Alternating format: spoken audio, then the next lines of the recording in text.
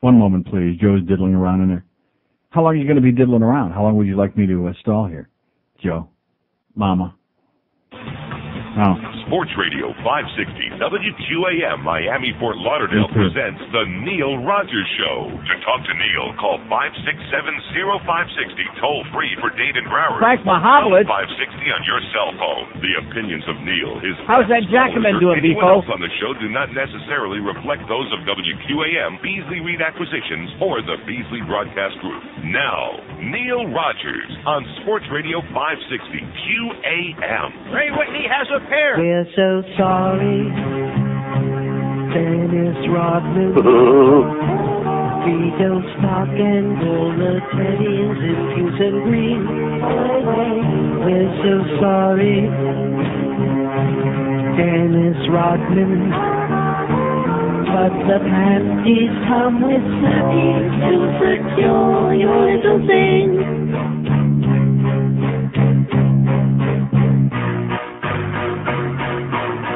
Bill Jackson notified me. He said you're very pretty, but you're dressing too petite. He asked if you would mind wearing something underneath, but you're way too tall. Way too tall. Every time he jumps, you can see his basketball. You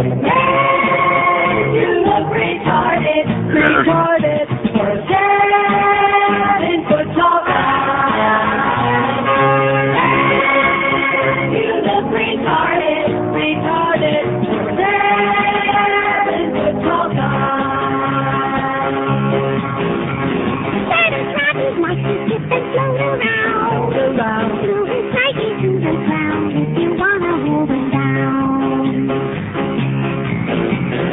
Dennis Rodman likes to skip and flip around. Tap his feet, don't touch the ground. Even leg will weigh him down.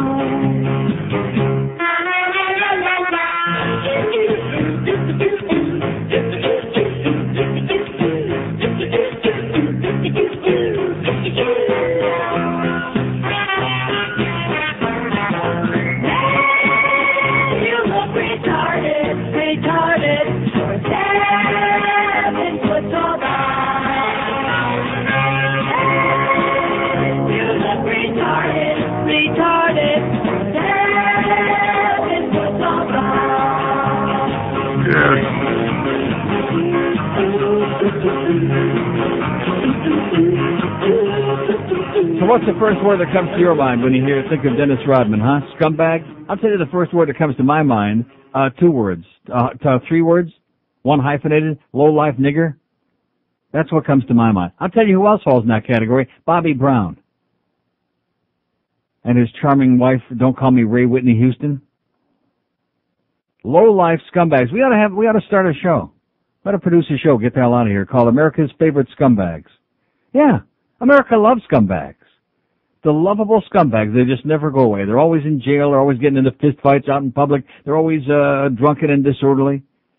Denise Rodman, by the way, crashed Hugh Hefner's party after the event, the big Breeders' Cup thing out there at Gulfstream.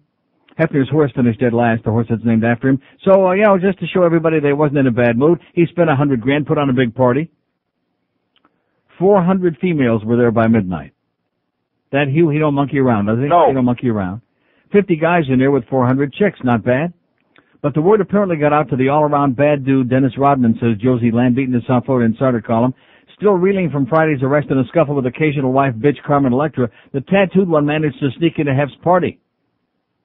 The aging Playboy's personal bodyguards, however, kept Dennis the Menace and his 2 beautiful escorts well separated from their boss. Hef didn't want to be seen anywhere near him, a spy reported. Isn't that a shock? No. He didn't want to be seen anywhere. Didn't want to be on the same planet with him. Much less in the same room. Much less photographed with this low-life scumbag. But there are a certain percentage. Maybe it's, I don't know, is it the sports nerds? Because it's not only sports people. Bobby Brown, he is not a sports nerd, is he? No. No. But there's a certain percentage of the public out there, they're enchanted, they're obsessed, they're in love with these people. They can't get enough of them. The scummier the better. Dennis Rodman. Scummy, and not only that, by the way, but of course, that fag routine that he puts on is kind of irritating to a lot of us as well, especially those of us fags. Extraordinarily grotesque and irritating, unacceptable. That drag queen mincing bullcrap, whatever that is that he puts on. You think it's an act? No. Well, whatever it is. Now, in Bobby Brown's case, oh, I'm sorry. Don't start about Bobby Brown and Whitney Houston again, because we've heard all those stories, okay? Nobody wants to hear that again. Radiation poisoning. Did you see that thing on Channel 7? You didn't see it? I don't want to get you nervous on a Monday right out of the box, okay? One more great reason not to be here in South Florida. 2 more words. Turkey, what's the point? They did the thing with kids. They did tests in Jersey and New York State and also here in South Florida on how much radiation was in kids' teeth. I don't know what kind of people come up with the idea. Let's do a test on kids' teeth and see who's got the most radiation. Kids in New York and Jersey, do they have any really amount of radiation in their teeth? Any? No. Not much, barely any. Maybe a little left from Hiroshima and Nagasaki, maybe some of the underground testing, kind of like leaked in their backyard, something like that. But here in South Florida, twice the rate. A very dangerous and high and unacceptable rate of radiation in the kids' teeth, which means also, of course, in our teeth, in adults' teeth. We're getting radiated. We're getting nuked. We're getting fried. Is what we are. And, of course, the FPL spokesman comes on there and says, well, they've done these things before, and it's been debunked by the scientists that we're paying off on our side, et cetera, and so on. There's nothing wrong with a little radiation. And in fact, all these people that do x-rays all the time, doctors love to do x-rays, dentists love to do x-rays because it's very expensive, and they make probably like 99 9/10% on it. Or maybe 2,000%, who the hell knows?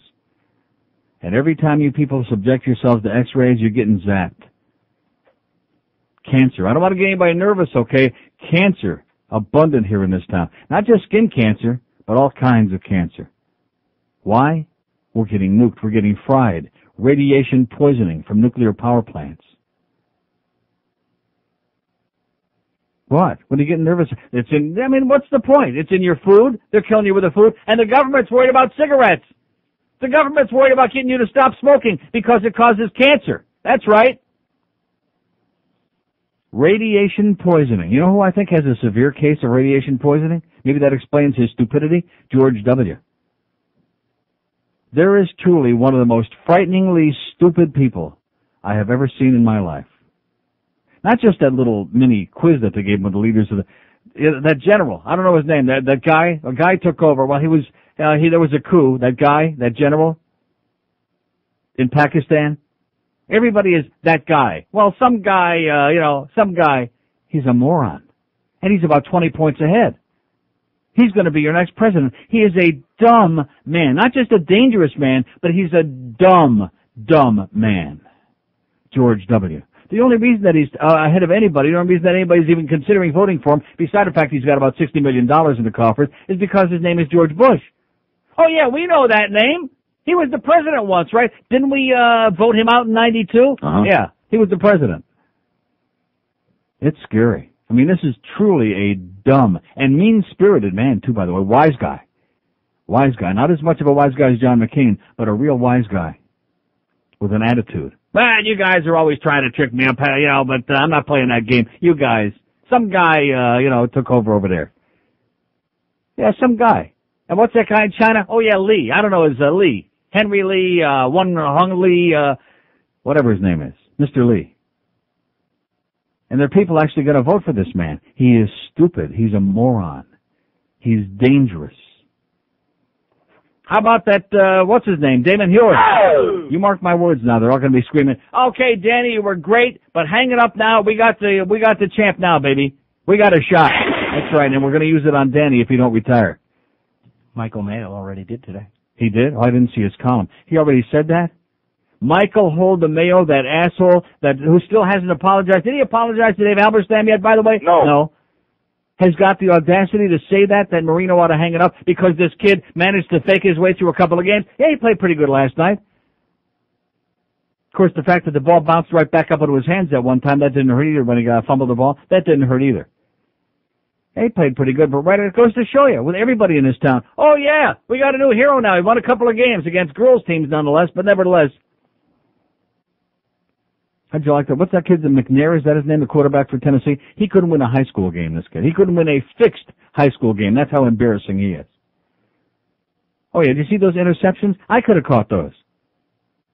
Unbelievable. But that's the NFL for you, baby. That's the National Football League. Mediocrity at its finest. It's dynamite. My favorite game yesterday was the Ravens and the Browns.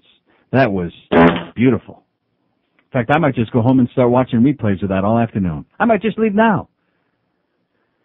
10 past 10 at 560 WQAM. Wake up with the first team. No. Jeff DeForest and Steve Goldstein. No. Weekday mornings at 6. Only on Sports Radio 560 QAM. Oh, God, no. It's revealing a thing. Emphatically he denied. He was bending his mind. He ain't revealing a thing. He ain't revealing a thing. So here's not what he ever did.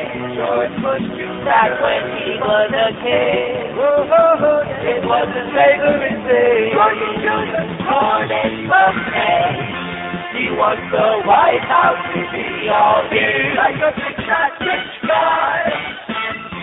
So he can admit he feels like George Trump was the best time of his life. Yes.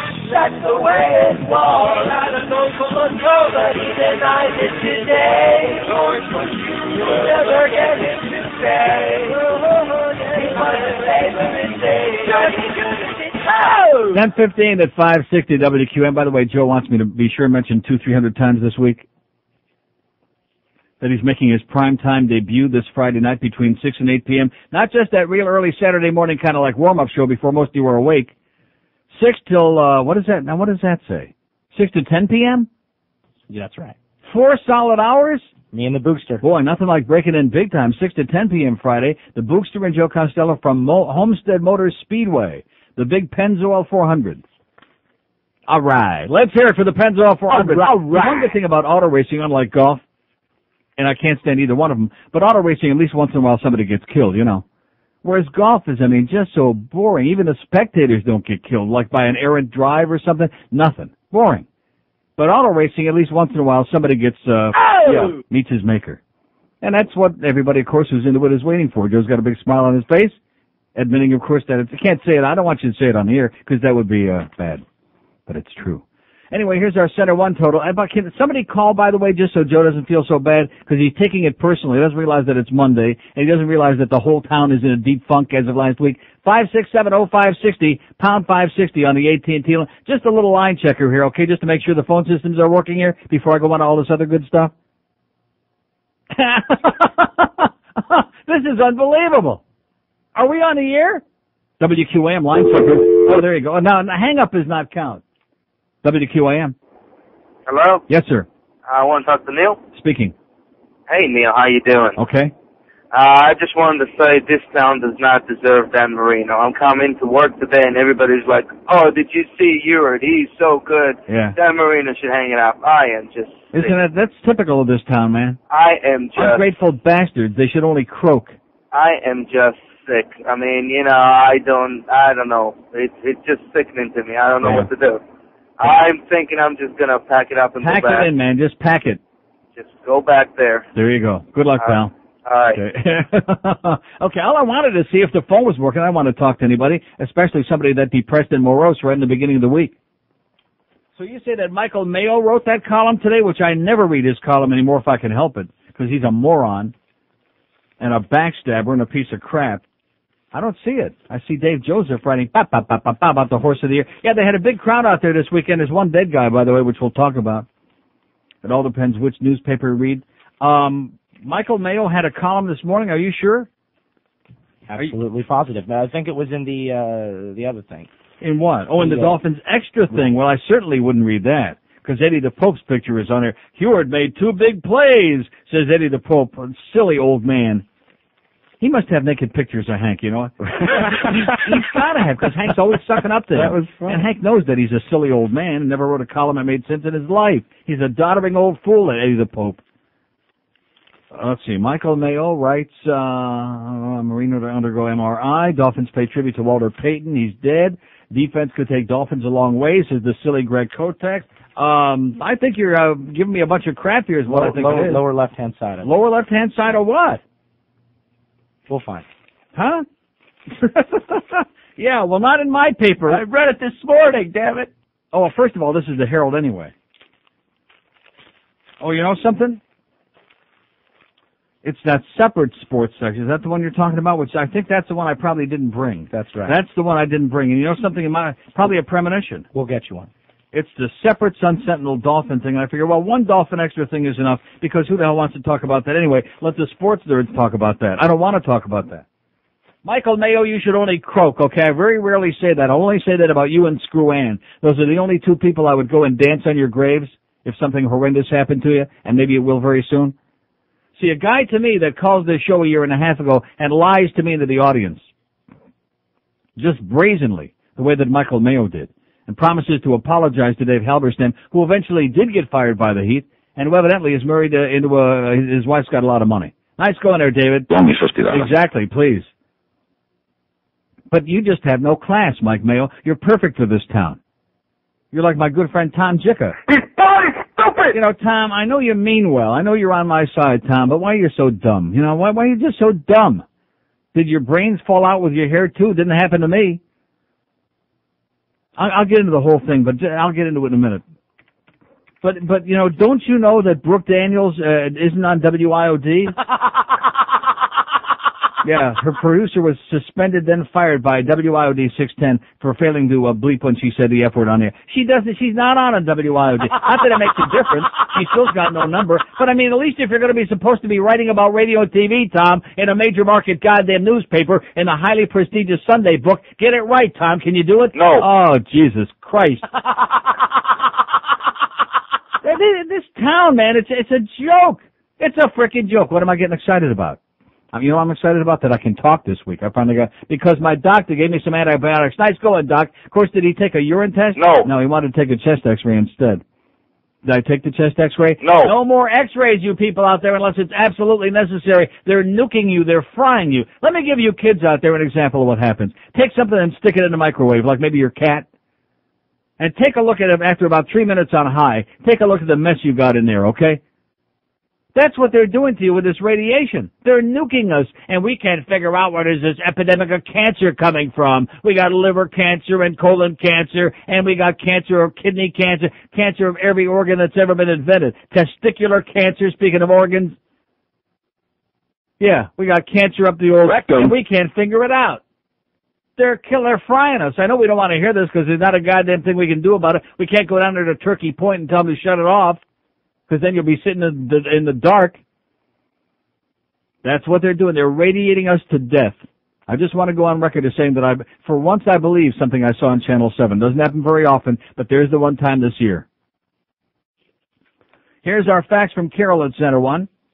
Our total so far, $41,242 after a very disastrous start. I mean, there's so many components to that disastrous start between that the CDs getting screwed up and the golf tournament, which we don't want to mention about OJ, although we eventually will this morning. $41,242. And, of course, you can get your Best of Neil CDs and cassettes at all the Specs stores all over town and over in Fort Myers on the West Coast at Specs. And in, is it Coconuts in Naples, I think the guy said? Yes. And, of course, we'll be at the Specs in the Gables this Saturday, noon to 2. That's on South Dixie Highway, right across from U of M. With all of our stuff, including the prestigious buttons. What the hell I do with my button? Every time I bring one of these in here, somebody steals it or borrows or begs. Oh, I got to have one. Yeah, and then I give it to him. Like Mark Hibnick, but at least he paid for it. Nice going, Ibby.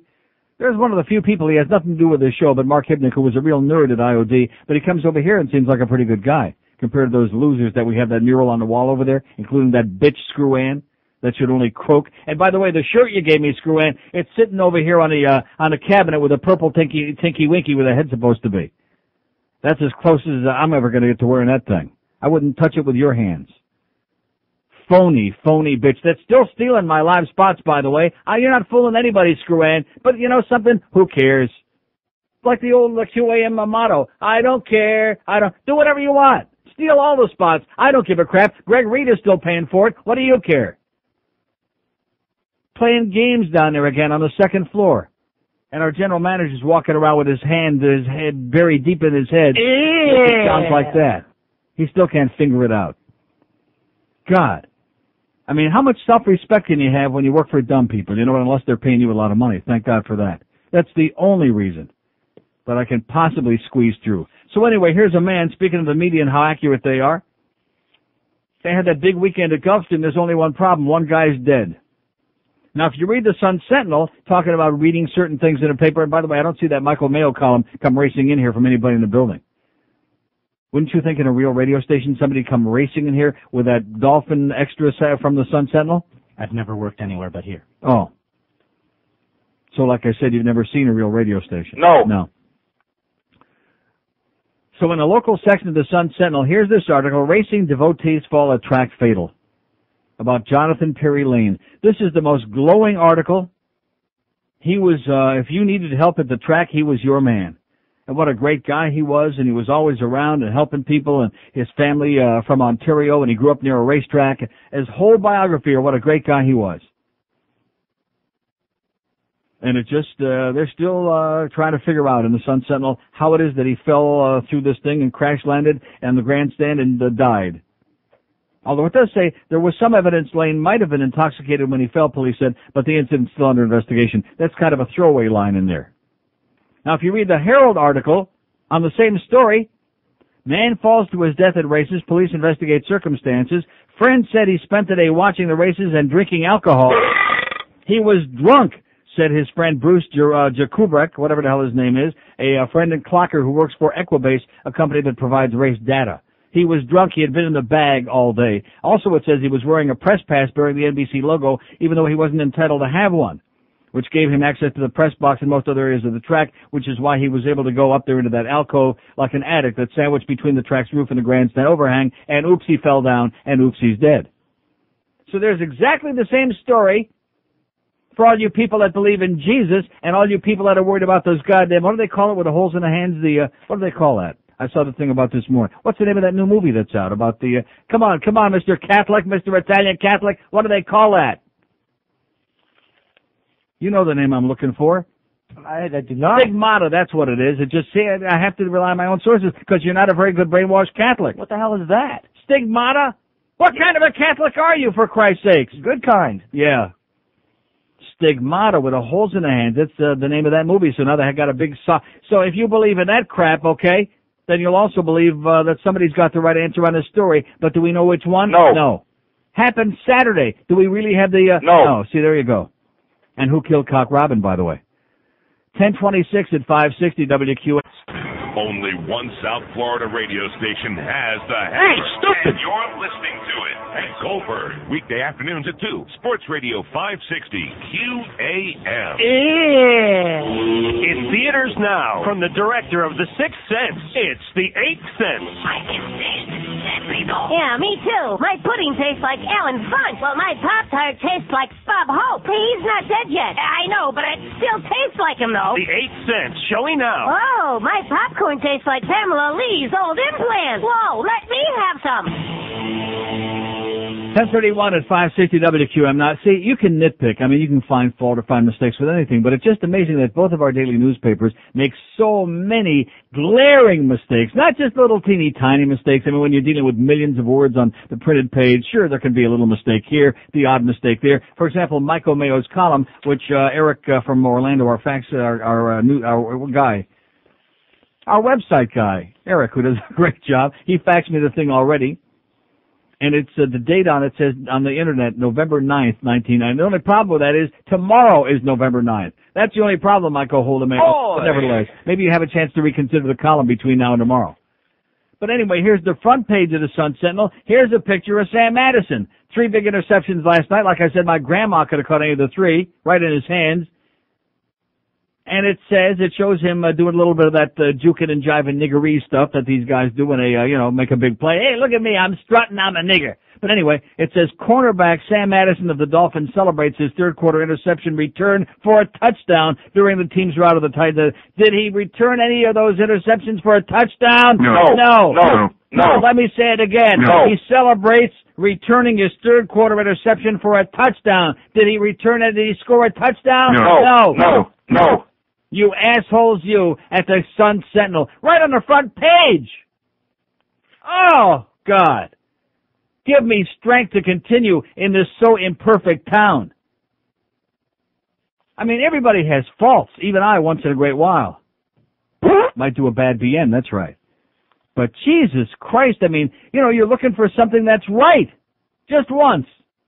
And by the way, what about Pavel Bure and that little pinky finger, huh? He wanted to play. They're in Vancouver. He wanted to play. Oh, yeah. And no, the doctor said, no, you're going to be out a couple of weeks. He wanted to play. He wanted to get in there. And Terry Murray says, we're worried about infection. I think you ought to be worried about a brain infection, Terry. I think it runs in your family, if you know what I'm saying. I don't know about you, but I'm getting a little bit tired of this whole routine. I mean, I hate to say that, but I'm getting a little bit impatient would be the word. Impatient. I mean, call it bad luck. Call it whatever you want. But I'm getting a little bit impatient. And you know something? You know when the real test is going to come? Very soon. Wednesday night. Now Thursday's a national holiday. Am I correct about that? Thursday's Veterans Day? As he turns around and stares at Thursday is Veterans Day. It's the 11th. We used to call it Armistice Day. Now it's Veterans Day because nobody can say what can spell it. Nobody knows what that means. Armistice Day. So it's Veterans Day, and it's a national holiday. So I would assume the kids have off from school on Thursday. We'll find out about that from some pain in the ass parent out there, but I would assume that's the case. And there are probably a lot of people, like people that work for the state and so on, that won't be working on Thursday. I know that for a fact. So what would be the excuse of going to a great hockey game Wednesday night at the Mac Arena? Well, let me give you a list of several thousand reasons why most people will not show up. A, it's the Atlanta Thrashers are going to be the opposition. Anybody know who they are? No. No. Anybody care about them? No. Are they like a big draw? No. No. And B, Pavel Bure will not be playing. The big black Schwarzer named Peter will not be playing. There's only 75,000. In fact, you know what? They ought to be giving away tickets out on the street corner right now. Also, it's QAM producer night at the... Oh, that's another good... There'll be plenty elbow room. I forgot about that. Come and we can wave to Neil, but we got to scratch that off the memo because somebody wrote a little caricature of Duff giving me a head there on the damn thing. That's right. So he rewrites the memo. Seriously, I want to tell you right now, I've met a lot of pussies in my life. I have never in my life come close to meeting a pussy like Bluff Lindsay. He is the biggest pussy in the world.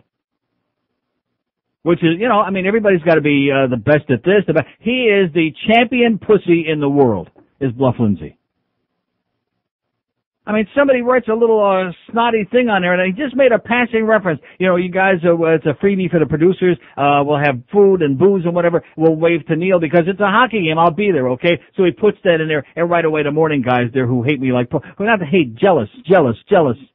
Petty and jealous, little silly people like Donnie B, for example. Jealous, sourpuss. Or maybe it was Robert Grieper. I don't think Robert knows about oral sex, either one. He doesn't know about those things. He wouldn't be drawing pictures. Was it anal or was it oral? It was banal. What was in that picture? Rectum. Let's take a look at it again. Stay the hell away from me, Duff. But at any rate. No, seriously, what kind of a bunch of crap is that? Somebody writes a little character on, so he not only takes it off the door, but he rewrites the memo based on whatever they told him without my name in it. Now, have we got a new and improved copy of the memo up there on the wall that has taken my name out? We will not be waving at Neil? It still says wave at Neil. Oh, no, see, that's one of the old originals. I better save that. That might be worth a lot someday in our collection of Bluff's memos. Oh, my God. Pussy. So here's Michael Mayo's column. Thank you, Eric, by the way. NeilRogers.com is our website off which you can order all the Center One stuff, by the way, and also see a lot of good stuff. And Eric does a great job. And is right on top of things. I had barely mentioned the Michael Mayo thing, and here it's coming over the fax machine. Life after Marino looking good, says Michael Mayo. You know Michael Mayo? He's an asshole. Well, we know that. And I'm not even going to waste my time with any of it. Just the last paragraph. What all this does is give Marino little margin for error when he returns. Before, the prospect of Johnson pulling him if he stumbled seemed like half-baked bluff. But now, after seeing what we've seen the last month, it doesn't seem like heresy or lunacy. He's already dancing on his grave. He's already just waiting, rubbing his hands together, waiting for Danny to go back in there and start fumbling and stumbling and bumbling and throw maybe one bad pass or maybe fart the wrong flavor or something like that. Oh, time to get him out of there. He's old, he's washed up. Let's get Damon in there. Whatever the hell his name is, Damon Heward. Let's get him in there. And by the way, it's dated November 9th on here on the Internet, Michael Mayo. In other words, maybe it's not coming out till tomorrow, even though it was in the paper today. Maybe he'd like to have overnight to reconsider this, huh? And not put this swill in the paper. It's a girls' league anyway. What difference does it make? It's a girls' league. You see that chip shot field goal got blocked Green Bay and the Bears yesterday at the end of the game? See, when you have the NFL package like that, you see the highlights because there are no good games. except, of course, for the Ravens and the Browns. Oh, that's my favorite. What a matchup that was. You know something? You could go to any sandlot in town and see kids heaving a ball around, for free and see better entertainment than that. The Ravens and the Browns. Woo! To say that those are girls' teams would be to insult the females of America. It would be a slap in the puss. And let's see, the Rams and the St. Louis Rams and Detroit Lions. That turned out to be a pretty good game. Nice going there, Detroit. Yeah. That turned out to be okay. But basically, you go up and down, you back and forth on all those channels, and Carolina and Philadelphia. Remember, was it last week was the Eagle game that the Dolphins just barely hung on by 2 weeks ago? That just barely squeaked on by? And the Eagles, like I said, they're not even like a Little League team. They're not even a Little League team. So anyway, getting back to Wednesday night, it could be grim. Come on out to the Mac Arena, please. Because I don't want to be sitting there alone, just sucking my thumb, okay? But you have to start wondering, you're paying a guy $8 million. He's played 8 games so far. In fact, out of the total number of games that they've played since he's been here, the number of total games he's played is very, very minimal at best and embarrassing at worst, Pavlov. Let's get with it. Let's tape that thing up and, suck it up like a man. Bob Vaughn scores the winning goal in overtime in 1967 in the Stanley Cup playoffs on a broken ankle for the Toronto Maple Leafs. Nice going there, Bobby Vaughn. Oh! On a broken ankle. This guy's got a little pinky that's broken. He's got a broken pinky. He's out for 2 weeks. What's going to happen if somebody kicks him in the rectum? Oh, a month, easy. Maybe 2 months. If he gets a bruised rectum. Remember last year I had a bruised rectum. Oh, it's no fun, boys and girls. And it didn't happen the way you think either. But nevertheless.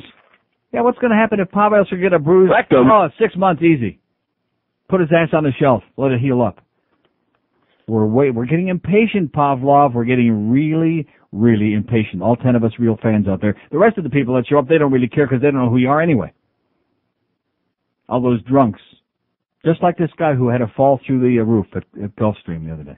Why? Because he was out there cruising it up all day. Just like the people that go to the tailgate parties 3-4 hours before the goddamn game starts. So by the time the game starts, like last night, can you imagine? Were you there?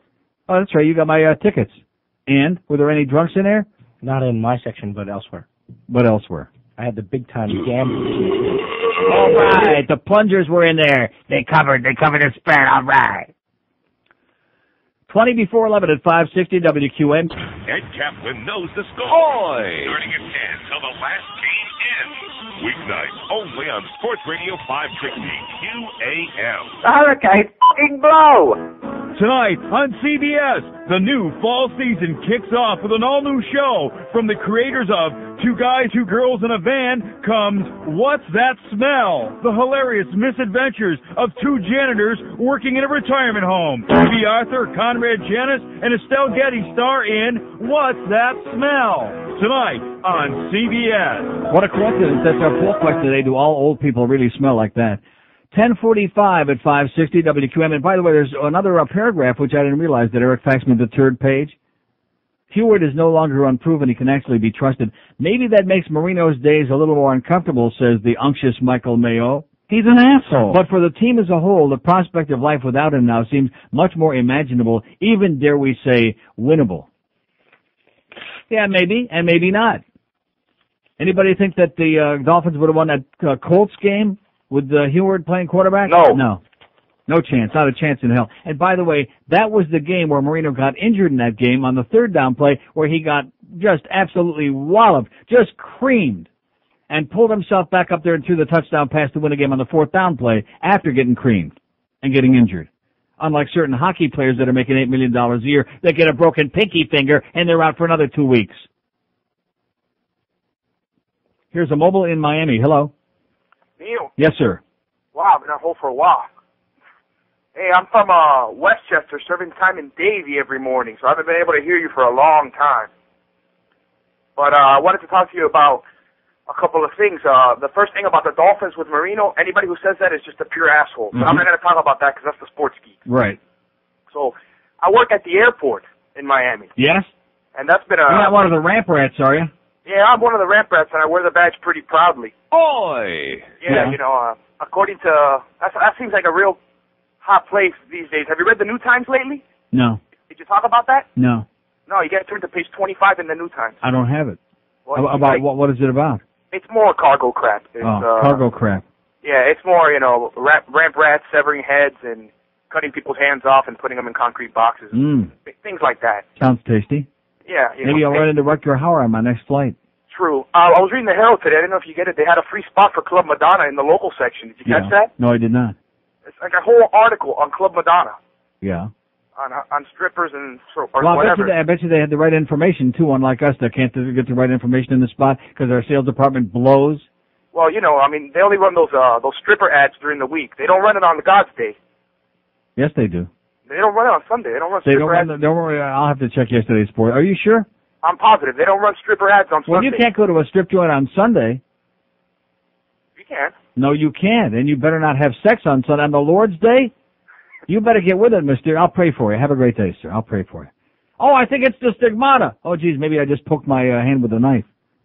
Huh? Maybe that's what happened to Nicole and Ron. Maybe that was the stigmata happening again, and instead on their hand it was, God messed up, and it happened on their neck instead. Huh? You don't know the stigmata? That's the thing where these guys, it's happened very rarely in history, and only to a couple of Cardinals, and I think maybe a couple of the Milwaukee Brewers had it too. Where they get holes in their hand. And they start bleeding, because that's part of the S&M religion of Christianity. You do realize, you understand that, is the fact that he had to get nailed up there on the cross with nails in the hands. Ooh, sounds real nice. And of course, that when you drink the wine, it's the blood of Jesus, the blood of Christ. A lot of blood, human sacrifice, animal sacrifice, and a lot of blood. And so that's what the stigmata is all about. And the church is, well, we look at these things a little skeptically, and we haven't proven it yet, bada beep, bada boop, bada yeah. It's a miracle. It's like the Virgin Mary appearing on those Totino's pizzas all the time. Happens all the time. Pop one in the oven, and little bonus, there's the Virgin Mary, no extra charge. They ought to start promoting that on the box. That's right, Totino's. It's the only pizza in the world that brings you the Virgin Mary inside your pizza. How do you like that, huh? Of course, if you're eating the pizza, does that mean you're eating the... Oh, that's bad. And after that, would she still be the Virgin Mother? 567-0560, pound 560 on the AT&T wireless line. I'm going to get to this Tom Jicka thing. WIOD's Brooke Daniels. What's wrong with you, Tom? Are you another one that just can't get his information correct? God damn it! Here's Hollywood. Hello. Yes, prestigious Hollywood here. Yes, sir. Wingding Capital with Geriatric Hollywood. Yeah, how is that Wingding? Oh, with Footy, you know that guy? No, I don't know him, as a matter of fact. I know he's an asshole, but I don't know him. He was ponderous there yesterday. Were you there? Yeah. You sound a little bit too old to be there with all those teeny boppers. What are you, some kind of a... No, but I was just admiring from a distance. I mean, watching the concert from a distance. But then leering, and the word you're looking for is leering. Right. Then we eased over to the Hall & Oates concert. Yeah. Very geriatric there in Hallandale. Uh-huh. Oh, was it in Hallandale? Oh, it was at Gulfstream. Mm-hmm. And but it was a nice day all in all. But this new guy, Raymond Howard for the Dolphins, geez. Raymond Howard? Didn't Bo Schembechler coach him? Raymond Howard? Damon Howard, whatever the hell his name is. Howard? You mean Desmond Howard? Yes. No, his name is Damon. Come on, you can say it. Damon Heward. There you go. Very good. Let's hear it. Okay. There's another guy who obviously had too much booze there at that wingding they had the other day. I hope the kids had a lot of booze, too. But I hope they were sober enough to see 98 Degrees was the last act. There was that thing in the paper this morning. One of the chicks said, oh, yeah, they're really hot. Yes, they are, sweetheart. Hands off, honey. They're great, 98 Degrees, and they can really sing. Or at least Nick can, anyway. But nevertheless, big weekend in town, boy. It's one of those 2 or 3 weekends of the year when there's actually something going on here. Gulfstream handled $93 million. Then they had like another $11 million went through there yesterday, and the guy fell through the roof. 567-0560, pound 560 on the AT&T line. The out-of-town line is toll-free. By the way, are we getting any more information about that from our pussy program director? No. Have you heard the story about this deal with the Bell South? Well, Bell South couldn't do the thing the way we wanted to with the 800 line. And so now we're going to either Sprint or one of those other phone companies to get the service. And so they're like going to start all over again, which is just another way of pushing it back before it becomes nationwide, pushing it back a week, 2 weeks. Then, of course, I'll be on vacation, so we push it back again. That's the way they operate here. Just keep postponing the inevitable because it keeps the bill way down. Here's Pompano Beach. Hello. Hello, Neil. I love your show. Yes, How sir. are you today? Great. One thing that really bothered me, I know you don't you get into politics, with Governor Bush, it wasn't so much that he got trapped on the questions.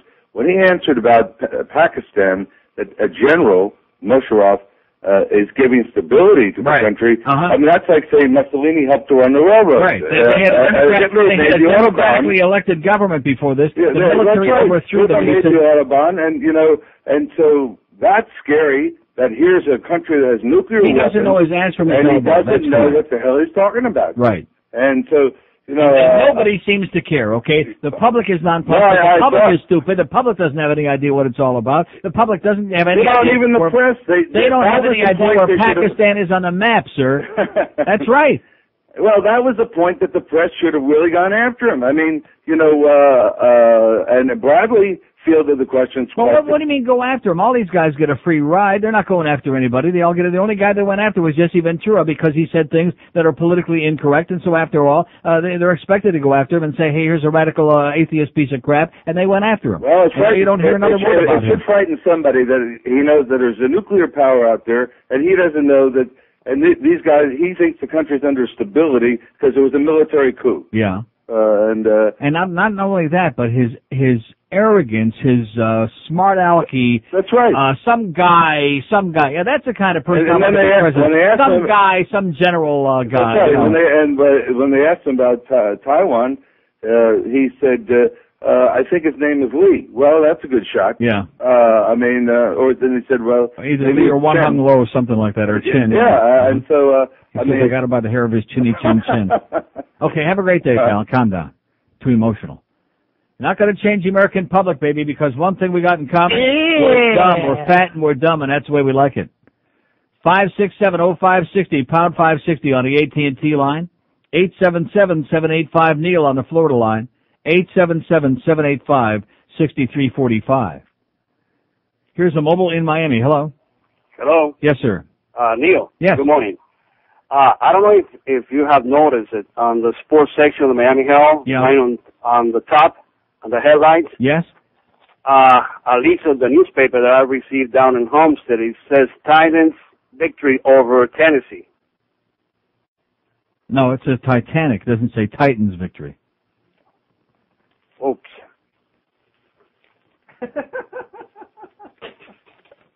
Okay, sir. Have somebody read it to you, okay? Oh, my God. What is wrong with these people? What's wrong with these dumb people? Just kill some time, Joe. One moment, please. Well, I got to find the paper. I just knocked it out. I can't even find the place where it says that. It said Titanic victory over Titans or whatever the hell it said. Night school in there, amigo. Go back to night school would be a good idea. Speak in English. 567-0560, pound 560 on the AT&T line. See, nobody cares about any of these things, so don't worry about getting it right. Nobody reads the newspaper here anyway. So what difference does it make? Just keep putting those 50, 60, 70 pages of ads out there, cranking them out, all those full-page ads, you know, all the big shopping malls, all the big department stores, Burt Irons, Jordan Marsh. Oh, Jordan Marsh is gone. Well, whatever. Dillard's, they'll be gone soon. Yeah, where the hell are football players going to shop if Dillard's goes out of business? Here's a mobile in Miami Beach. Hello. Yeah, Neil. Yes, sir. Thank God I moved up to Tampa a month and a half ago. I've been on a Bible-thumping mental diet. No radio whatsoever except religious fanatics. Unbelievable. And Dick Clark. Yeah. With the 50s. But I know I'm back on Miami Beach. I've had 3 dead people pull out and almost hit me so far. There you go. I drove back just to hear you for a day. I'm headed back today again. You drove back to hear me? I came back just to get one day of you. No, you didn't. Come on. I did too. It would have been a lot cheaper to buy a computer. Came back. Okay, have a great time, pal. Thanks. And we'll see you. Okay, anybody believe him? No. No. Well, thanks for sucking around. 1,600 open lines here, 567-0560, pound 560 on the AT&T wireless line. It's 10:56 at QAM. Jim Mandich talks sports. All right. Right here on Sports Radio 560 QAM. WQAM, Fort Lauderdale.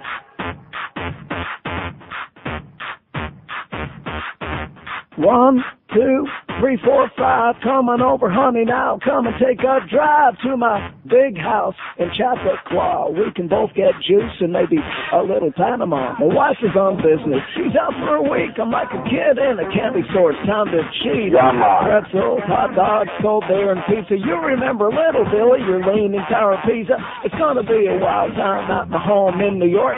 Because to me, darling, cheating's like a sport. Unzip my fly, it's all good. Coming over, honey, now blow on my trumpet. A little bit of Monica in my life. A little bit of Monica without my wife. Now a little bit of Monica's what I see. When she's far away, that's Hillary. A little bit of Monica's what I need. A little bit of Monica memory. A little bit of Monica, here I am. A little bit of you, I'm a happy man. 7:01 at 560 WQ. We got Hank and Chula today. We got Hank with Nat Moore between 5 and 6. The Booster from 6 to 8:45. And the Cowboys and the Minnesota Vikings. There's another real winner. Monday Night Football. Anybody going to be listening to that? No. Watching that? No. By the way, speaking of listening, I was in the car. Was it Saturday night? We had the Calgary game late. Oh, yeah. It was Saturday night. Wow. Listening to the Jigmeister. Good guy, like I said. A great guy. My best personal friend, Jigs McDonald. But on the air, oh, those broadcasts. Wow, what are we going to do about that? Thank God it's not a hockey town. And my good friend Randy Moeller from Red Deer, whatever the hell it is, they're going to send him back home pretty soon, I think. A sit-down comedian. Come on, Randy. Maybe he'll elope with Angela Ray from Channel 4. What a match that would be. As you put your ear to the wall in that motel. That's all that would be going on all night long. Raucous laughter, hysterical, spastic laughter. Hey, Jigs, don't buy a house, sweetheart. Oh, he's already got a house down here? Like I said. Here's the facts. Can you please have the new 800 number as 1-800-NEIL-GOD? No. No, we can't have it. We already tried. As if we're not smart enough, even us, to try to do that. And the answer from the phone company is no. Somebody's already got whatever those numbers come out to. No, we can't. 567. Oh, here's a lady mobile in Davie. Hello. Hello. Yes, ma'am. How are you? Okay. Long-time listener, first-time caller. I'm a little nervous. Just want to let you know I went to one of those clubs that George talks about so much. Uh-huh. And guess who I saw there? The ponytail guy. Yeah. Did you know he went to those clubs? Sure. He's a pervert. Is it him? Yeah, he looked like. Did you do him? No. Oh. Well, I mean. Oh, no. I just went to watch. Oh, you went to watch. Well, that's always a good way to start. Yeah, it was fun. It was Yeah. something different. Uh-huh. It was my husband's birthday, and I thought we'd go. Oh, you went with your husband. Well, how boring that Yes. Well, yeah. No, it was couple's night. I don't think you're supposed to go by yourself. Oh, I see. Well, what did your husband do? Did he just watch too, or was he doing... We were just watching. It's really different. Something, different experience, that's for sure. Right. So would you go back? Yeah, I think I would. Yeah. Well, don't Not right away, don't get too close to Ponytail. He's got bad cooties. Don't get near him. He's got all kinds of stuff. Believe me. Yeah. He's like a walking incubation tank. Is he really? Yes. Don't get anywhere near him. I thought he was married. No, he's divorced. Oh, okay. In other words, if you thought he was married, you were going to out him on the air here as being at that place? No. Well, I mean, no. You just said you thought he was married. Well, yeah, but I didn't. Yeah. Well, wouldn't that have been maybe he was there with his wife? Do you know who his wife was like? No. Well, he's divorced, so I'm sure he wasn't there with his wife. No, maybe but I'm his wife was there with somebody else. Maybe. Uh-huh. It's a really wild place. Well, listen, I'm glad you had a great time, sweetheart. Thank you. And let us know when you're going to be there again. We'll be sure and tell Ken Jenny not to be there that night. Okay. Okay, see you. There you go. There's one of our swingers. Oh! George is turning the whole town into a real swinging town, isn't he? No. Sure he is. 567-0560, pound 560 on the AT&T wireless line. So Ponytail was there. Well, she didn't say which Ponytail. Could have been Woody Graber. Huh? Could have been Tommy. He's got a ponytail.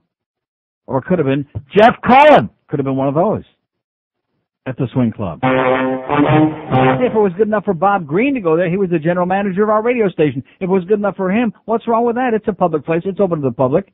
This is a legitimate place. Joe Costello was there. Yeah. Yeah. With your lady friend. I was there. I hope. Investigating. Just watching. Of course. Yes. Well, let me ask you this. If everybody who goes there just watches, what's the point? There's a small percentage of people who do. Who do. Yeah. They're doing, and you're watching. I would imagine Ponytail would be one of the small He was percentage. definitely not watching. I guarantee you that. 567-0560, pound 560 on the AT&T. We got 4,800. I want to tell you one thing. The last week on this show was enough to make you want to go home and put your head in your hands and cry. That's how great the phone response was on this show last week. Last week was another one of those fart weeks that this town has. You know what? We're just taking a week off, okay?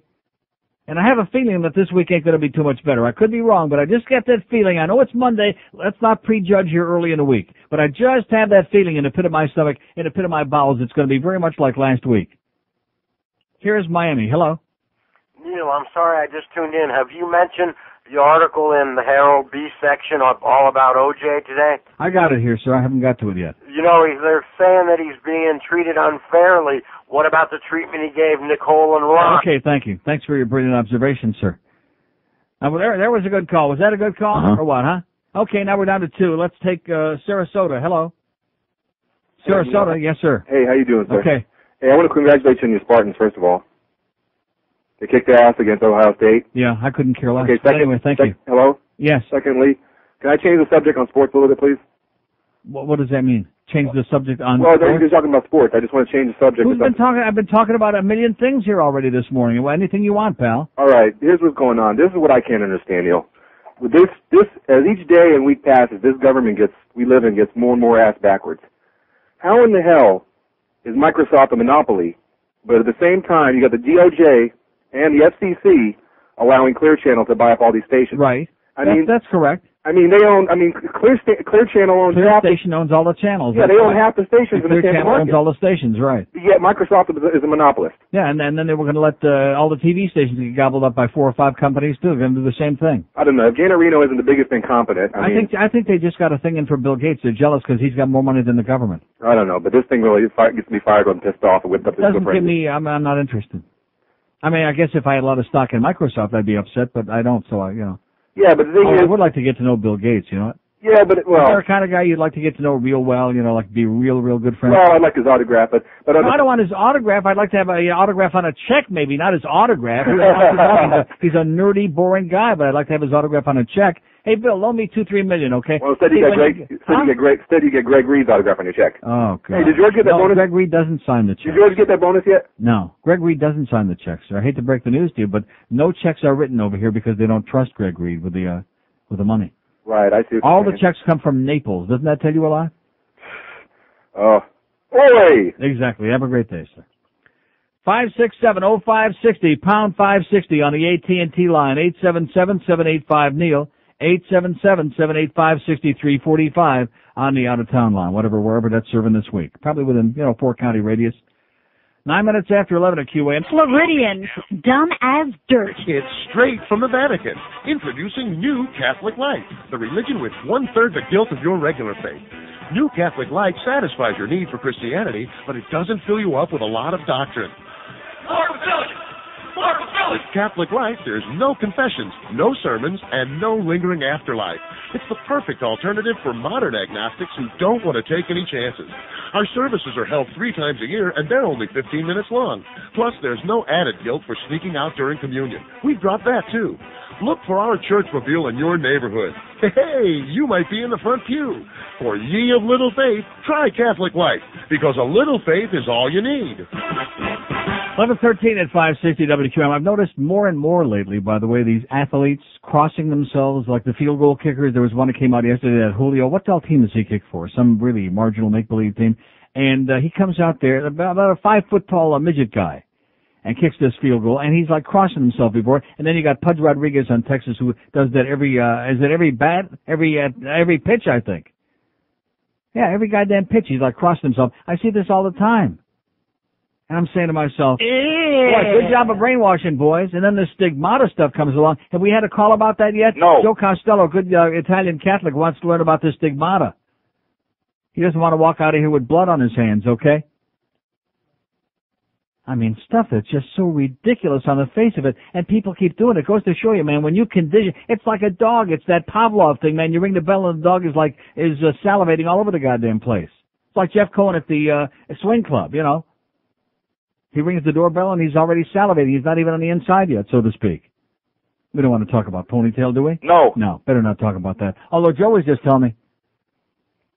567-0560, pound 560 on the AT&T line, 877-785-6345 on the Florida line. Here's Pembroke Pines. Hello. Hello, Neil. Yes? Hey, there's a real travesty this year at the All-Star game. Ray Whitney is not on the ballot. Can you believe that? Yeah. Unbelievable. I don't know. I'm going to vote for Victor Kozlov. Yeah. Uh-huh. I can't believe that. Hey, and the guy that fell off at the... Well, let me ask you this. If we had any hockey fans in this town, I mentioned about Pavel Bure, who's going to be out again for another 2 months with his broken pinky. How come nobody is talking about that?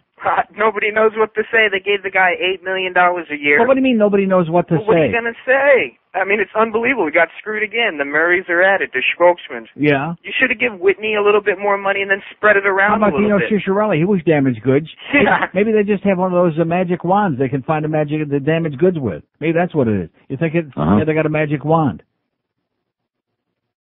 567-0560. Here's our last call for calls today, and I'm going to crank on at Bravo All-Stars the rest of the day, and we'll get some food. Yeah, there you go. Joe's game for that. Yeah, let's get some goddamn food in here and screw these bastards. I mean, just like the guy that calls about the OJ thing, which I got the thing sliced out here, so to speak, which I was going to talk about. And what about what he did to Ron and Nicole? Well, there's an interesting observation, sir. That's excellent. Brilliant. Here's a mobile in Davie. Hello. Neil. Yes, sir. Hello. I wanted to see, have you witnessed this Jeff DeForest commercial for Barron's? No, I have not. He is in a shower with a black man. I don't know what Jeff it is. DeForest is in a shower with a black man? Yes, sir. It was on TV last night. It was a commercial on ESPN. Oh, my God. For Barron's commercial. Yeah. It was quite interesting. He was bearing it? He was. Yeah. Yeah, the thought of seeing Jeff DeForest in the shower is enough to make me cancel that lunch order. I agree. But Jeff was in clothes. It was the black man that was not in clothes. Naked as a jaybird. Yes, he was. Okay. Yes, and the other thing is, could you play Maybe a little bit? Roy! Okay, have a great day. He was just about to do a request there when he got cut off. 567-0560, pound 560 on the AT&T line, 877-785-70, whatever that number is. It's an impossible number, man. Even I can't remember what it is. 877-785-NEIL, N-E-I-L, on that Florida line. Here's Miami Beach. Hello. Hey, I just tuned in. How you doing today? Okay. Was that God's will that caved that concrete awning in on those church cores up there? Uh-huh, that's right. Okay. Well, that's all I got to say. Okay, thanks. These people have got nothing to say today. Last week they had very little to say. Today they have nothing to say. Nothing. Zippity-doo-dah, zippity-yay. Don't bother waiting because we got nothing to say. 567-0560, pound 560 on the AT&T line, 877-785-6345. You know something? This is the only place in the world, not just in America, not just in North America, the only place in the world. I realize we don't have 10 hockey fans out there, but a guy's getting $8 million a year to perform. He misses every other goddamn game he's out injured. He gets a broken pinky finger. Guys get 28 stitches, get their head sliced open, get 28, 30 stitches, come back and finish the game. And these people what do they got to say? Yeah. All they want to know is when's the big Schwarzer coming back. Then we'll come out and see the team. It's just amazing to me. It's astonishing. Here's a lady in Boca. Hello. Hi, Neil. Yes, ma'am. I wanted to let you know there are intelligent callers that listen to you and call in. I couldn't let you go home and cry over your call-ins like you did last week. I don't go home and cry. I just count the money. Whatever works for you. I listened to some of your callers, and I think I am supposed to find a husband out of this bunch. Their gene pool makes me want to throw some chlorine into it. Uh-huh. I just wanted to let you know I've listened to you from Beta and followed you everywhere you go. We don't have any callers anymore. I mean, the art of calling the talk show, it's history. It's done. It's finito. The art of being human is finished down here. Yeah. Okay, well, listen, I'm going to go get some radiation poisoning. I'll see you later. Bye. Yeah, let's just sit and stick our hand in the microwave. What do you think? Sounds like a good idea, good way to kill a couple more hours. 567-0560, pound 560 on the AT&T line. So Tom Jicka in his column, question, and I know Tom makes these up, there's no doubt in my mind. Have you heard anything on Brooke Daniels' producer Manic Larry being suspended, maybe even fired after Brooke uttered the F word and he failed to dump it? Or anything on WQAM's OJ fiasco and the suspensions that followed, SG via email, allegedly, says Tom. Allegedly. Tom writes, my colleague, Josie, whatever his name is, Lambeat, had several items on both controversies. Yeah, your colleague had it because he's the one that writes about radio, which you're supposed to be doing, Tom, radio and TV, but Josie's the one that owns the radio over there at the Sun Sentinel. And the proof is in the next sentence. Manic Larry, full name Larry Buckley, was suspended, then fired by WIOD AM 610. Is that correct? No. Then fired by WIOD AM 610. No. For failing to clean up Brooke Daniels' mess. Meanwhile, she remains on the air. Don't blame ratings in this case. She hasn't any. How do you like that for a little dig there, Brooke? He says, don't blame your ratings because you don't have any. Pretty much the same situation pertains to WQAM, where promotions director Sam Duque took the fall for the hostility generated by OJ's apparently well-compensated appearance at a charity golf tournament. The superior, here comes the best part, where Tom redeems himself for screwing up on what station that bitch works on.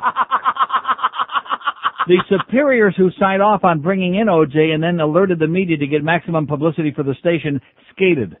Of such episodes, our revolutions spawned, says Tom Jicka. How do you like that? Of such episodes, our revolution spawned. Do we have a revolution going on here? No. Are we going to have one? No. No. But that's an interesting thought, Tom. Let's have a goddamn revolution at QA. Oh. Yeah. Let's all walk out. Come on, I'll be first and I'll look over my shoulder. Anybody following? No. No. Like I said, I think I changed my mind. Very quick and a very silent and a very short revolution. Here's Hollywood. Hello. Hollywood. Neil. Yes, sir. How you doing? Okay. Have some information here for you on National Airlines. The one that's flying to Vegas. Yeah. They begin service on January 27th. Of what year? Next year, 2000. They'll be flying 757 aircraft. Yeah. 2 flights a day out of Miami. One at 8:15 in the morning, one at 9:40 in the evening. Mm-hmm. I hope it fits your itinerary. Well, if they ever get started, I mean, they keep announcing they're Well, starting. they're taking you money for tickets now. They have a full page ad in USA Today. Oh, really? Well, that's where I got the information and called up. $278 for coach round trip. Oh, let's see. $278 for coach. $11.98 first class. That's great. Yeah, that's not a bad price. Do you know that American Airlines wants to soak you $2,500, and that, of course, is with a stop in Dallas, $2,500 first class from Miami to Vegas. Really? Yes, really. That's $2,500. Can you imagine the good time you could have out there with that? That's a lot of money. Yeah, that's what they're advertising now. I guess they want to get some money in the bank before they start the service. But that's all it's going to be, 2 flights a day. You'd have to go 8. Well, what's wrong with that? Well, there's nothing wrong with it. 8:15, you arrive at 10:25. That's perfect. Yeah, it's and the night flight is 9:40 and 11:50 arrival. Right. I don't have the returns on. Well, that's good. Yeah, the 27th. Thanks for the good news. Okay, sir. Thanks. There you go. National Airlines, baby. No more of this damn America worst. That's where it goes without saying. And no more of these damn stopovers in Atlanta or Dallas and 7 hours to get there. 567-0560, pound 560 on the AT&T line. Here's a call from Lake Worth. Hello. Neil. Yes, sir. How you doing? Okay. Yeah, I know you were talking about golf not being a real sport. Did you by chance see that fox bass fishing yesterday? Oh, I can't wait. I heard Pat Summerall and John Madden talking about it. I thought they were joking. No, yeah, you thought you were watching like a skit on Saturday Night Live. They were interviewing the guys live, casting their lines, and, all right, and they kept saying, don't forget, folks, we got the all-exciting weigh-in coming in. And they had like a countdown to the weigh-in, and just thought I'd get your comments on that. Beauty. Have a good day. Thanks for the good news. Bass fishing, there you go. Oh! Yeah, golf, fishing, perfect for Florida, baby. All these different activities people do when they're really bored to death. And what better place to be bored to death than here in Florida? Oh! Yeah. I wonder if they were using a treble hook or like what kind of a lure they were using, huh? Maybe we better check with Deep Throat. 5670560, pound 560 on the AT&T line. Here's Kendall. Hello. Yes, sir. Neil, happy belated birthday. Thanks. Sir, first of all, Pavel Bury, Monostat 7 will take care of that problem with a finger. Secondly, OJ, me mama el rabo. And thirdly, I love you, Neil. Oh, boy. How sad. How very, very, very, very, very extremely, extraordinarily sad. 5670560, pound 560 on the AT&T line. We just keep rolling along, man. We just keep rolling right along. Wait until that 2 hits the, whatever that thing is. The big hand hits the 12 and the little hand hits the 2. Here's a mobile in St. Cloud. Hello. Hey, Neil. Yes, sir. How you doing? Pretty good. All right. I was just thinking in reference to Pavel Bure's injury. Have you seen the newest Nike commercial? Where they have "You Are So Beautiful" going on, and they're showing people with injuries and whatnot. Right. And then I'm looking, and the last shot that they show is Ronnie Lott, and he's got his hand up on his face. And the first time I saw it, I forgot what his injury was. And then the second time I looked, and I remember that the end of his pinky is gone. Mm-hmm. He cut the end of his pinky off so he could finish a Super Bowl game. And here's a hockey player that won't play with it, broken or whatever. You chop that baby right off. Chop it off, man. I mean that's from the girls' league. That's not even hockey. I don't know. Maybe there's something wrong here, man. If you know anything about hockey and you see all these guys that have these incredible injuries and still are able to go. And another part of the problem is this organization is so terrified that they're going to make a mistake and they're going to put him back in there, force him to go back in there, or allow him to go back in there too soon, and then he's going to be out for another 2 months. They're terrified. They're petrified, and they've been treating him like a China doll ever since the day he got here. They must be, with an injury like that, they're holding him out like it's a groin injury. I'll tell you one thing, if I'm paying somebody $10 million a year for 5 years, they damn well better put out if they can stand up. I don't get it. I don't know, maybe he's at that talent level where, he's not a hit player, he's not a physical player, he's always just out to skate around everybody. I don't know, the physical thing he must have a problem with. Okay, pal, have a great day. 5670560, pound 560 on the AT&T line. 26 after 11 at QAM. This is 560 QAM. Only one South Florida radio station at Goldberg. Weekday afternoons at 2. Sports Radio 560 QAM. Oh, God.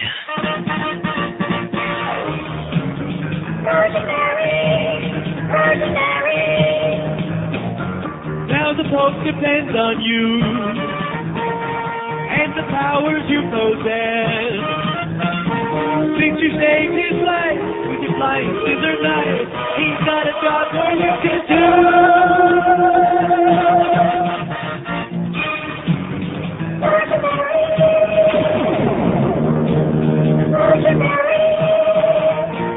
You have a brand new style too.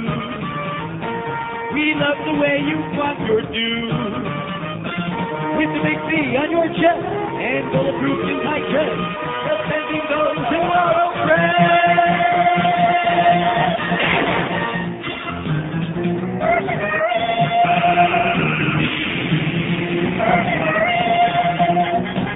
Moves with the speed of a gazelle, sends the bad guy straight to hell. When a building starts to blow, with your limits then we know you're crushing crime with one mighty blow.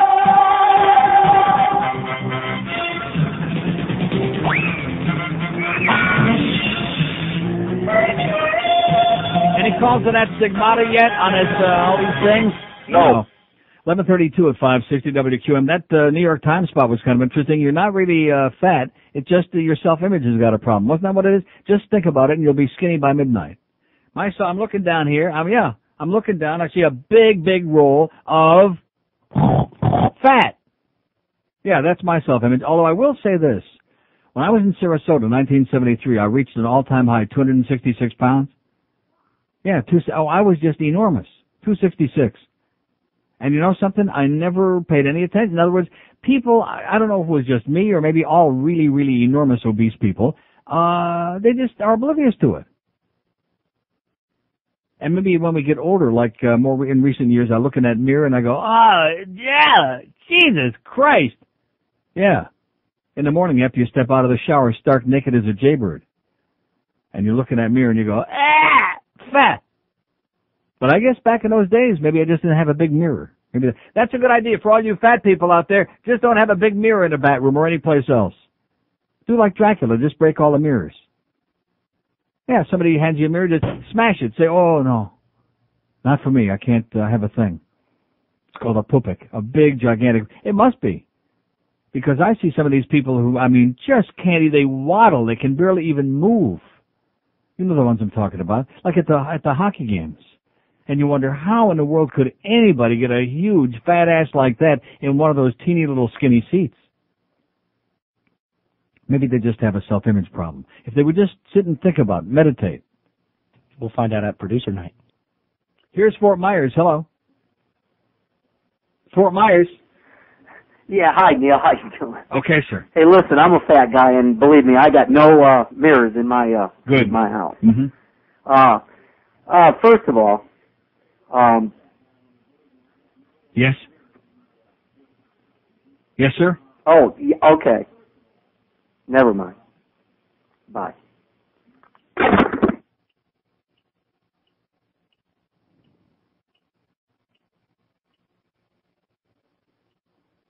Joe is on the floor. I'm on my hands and knees, ready to say a prayer, ready to rub my rosary beads, ready to do a stigmata on my wrist, on the palms of my hands. It's going to be like this again this week, isn't it? Yeah. It's part of that birthday celebration. It's part of that ongoing yearly thing. Like a curse. It's the curse of Neil is what it is. I told you last week, and it's the truth. Every year at this time, it's like a living hell. It's like a walking, living, and breathing hell. This guy calls, we're paying for the line. This is our famous out-of-town line. Then I screamed, and I hollered, and I carried on like a lunatic. We're on the air at Fort Myers, for Christ's sakes. Plus, we got all these people on the Internet. But at least, for Christ's sakes, for Fort Myers. And how about Palm Beach? And so here's a guy calls from Fort Myers. He gets on the air like, oh, never mind. And then that sound. That evil sound.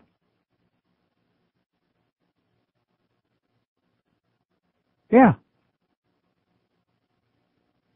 567-0560. Like I said before, today is the 8th. Wednesday will be the 10th. It's payday. That's what it's been reduced to. I hate to say that, but I'll be very honest with you. That's what it's been reduced to. Because I got news for you. 23 years of pleading and begging and whipping people to have an opinion about anything, to say something, anything. It's getting stale, man. It's getting old. I'm getting old, but not nearly as old as this. God. That was a classic. That was scintillating, man. That was special.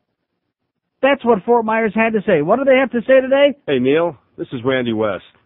And if you can't tell the difference between me and Ron Jeremy, you should try girls. Yeah, that's what they have to say. Speaking of fat, Ron Jeremy, is there anybody who wants to see Ron Jeremy naked? No. No. See, I don't understand that whole thing. If he wasn't good buddies with Al Goldstein, he never would have gotten the business in the first place. I'm sure of that. Maybe he was like servicing Al. That must have been it. Because why would any person in their right mind want to see somebody who looks like that naked? Even Randy West, does anybody want to see him naked? No. God forbid. Here's Pompano. Hello. Hi, Neil. Yes, sir. I got a great story for you about crossing in sporting events.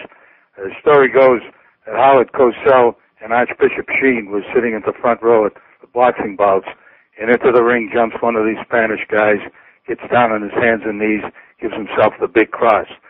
And Howard looks at the Archbishop and says, does that help?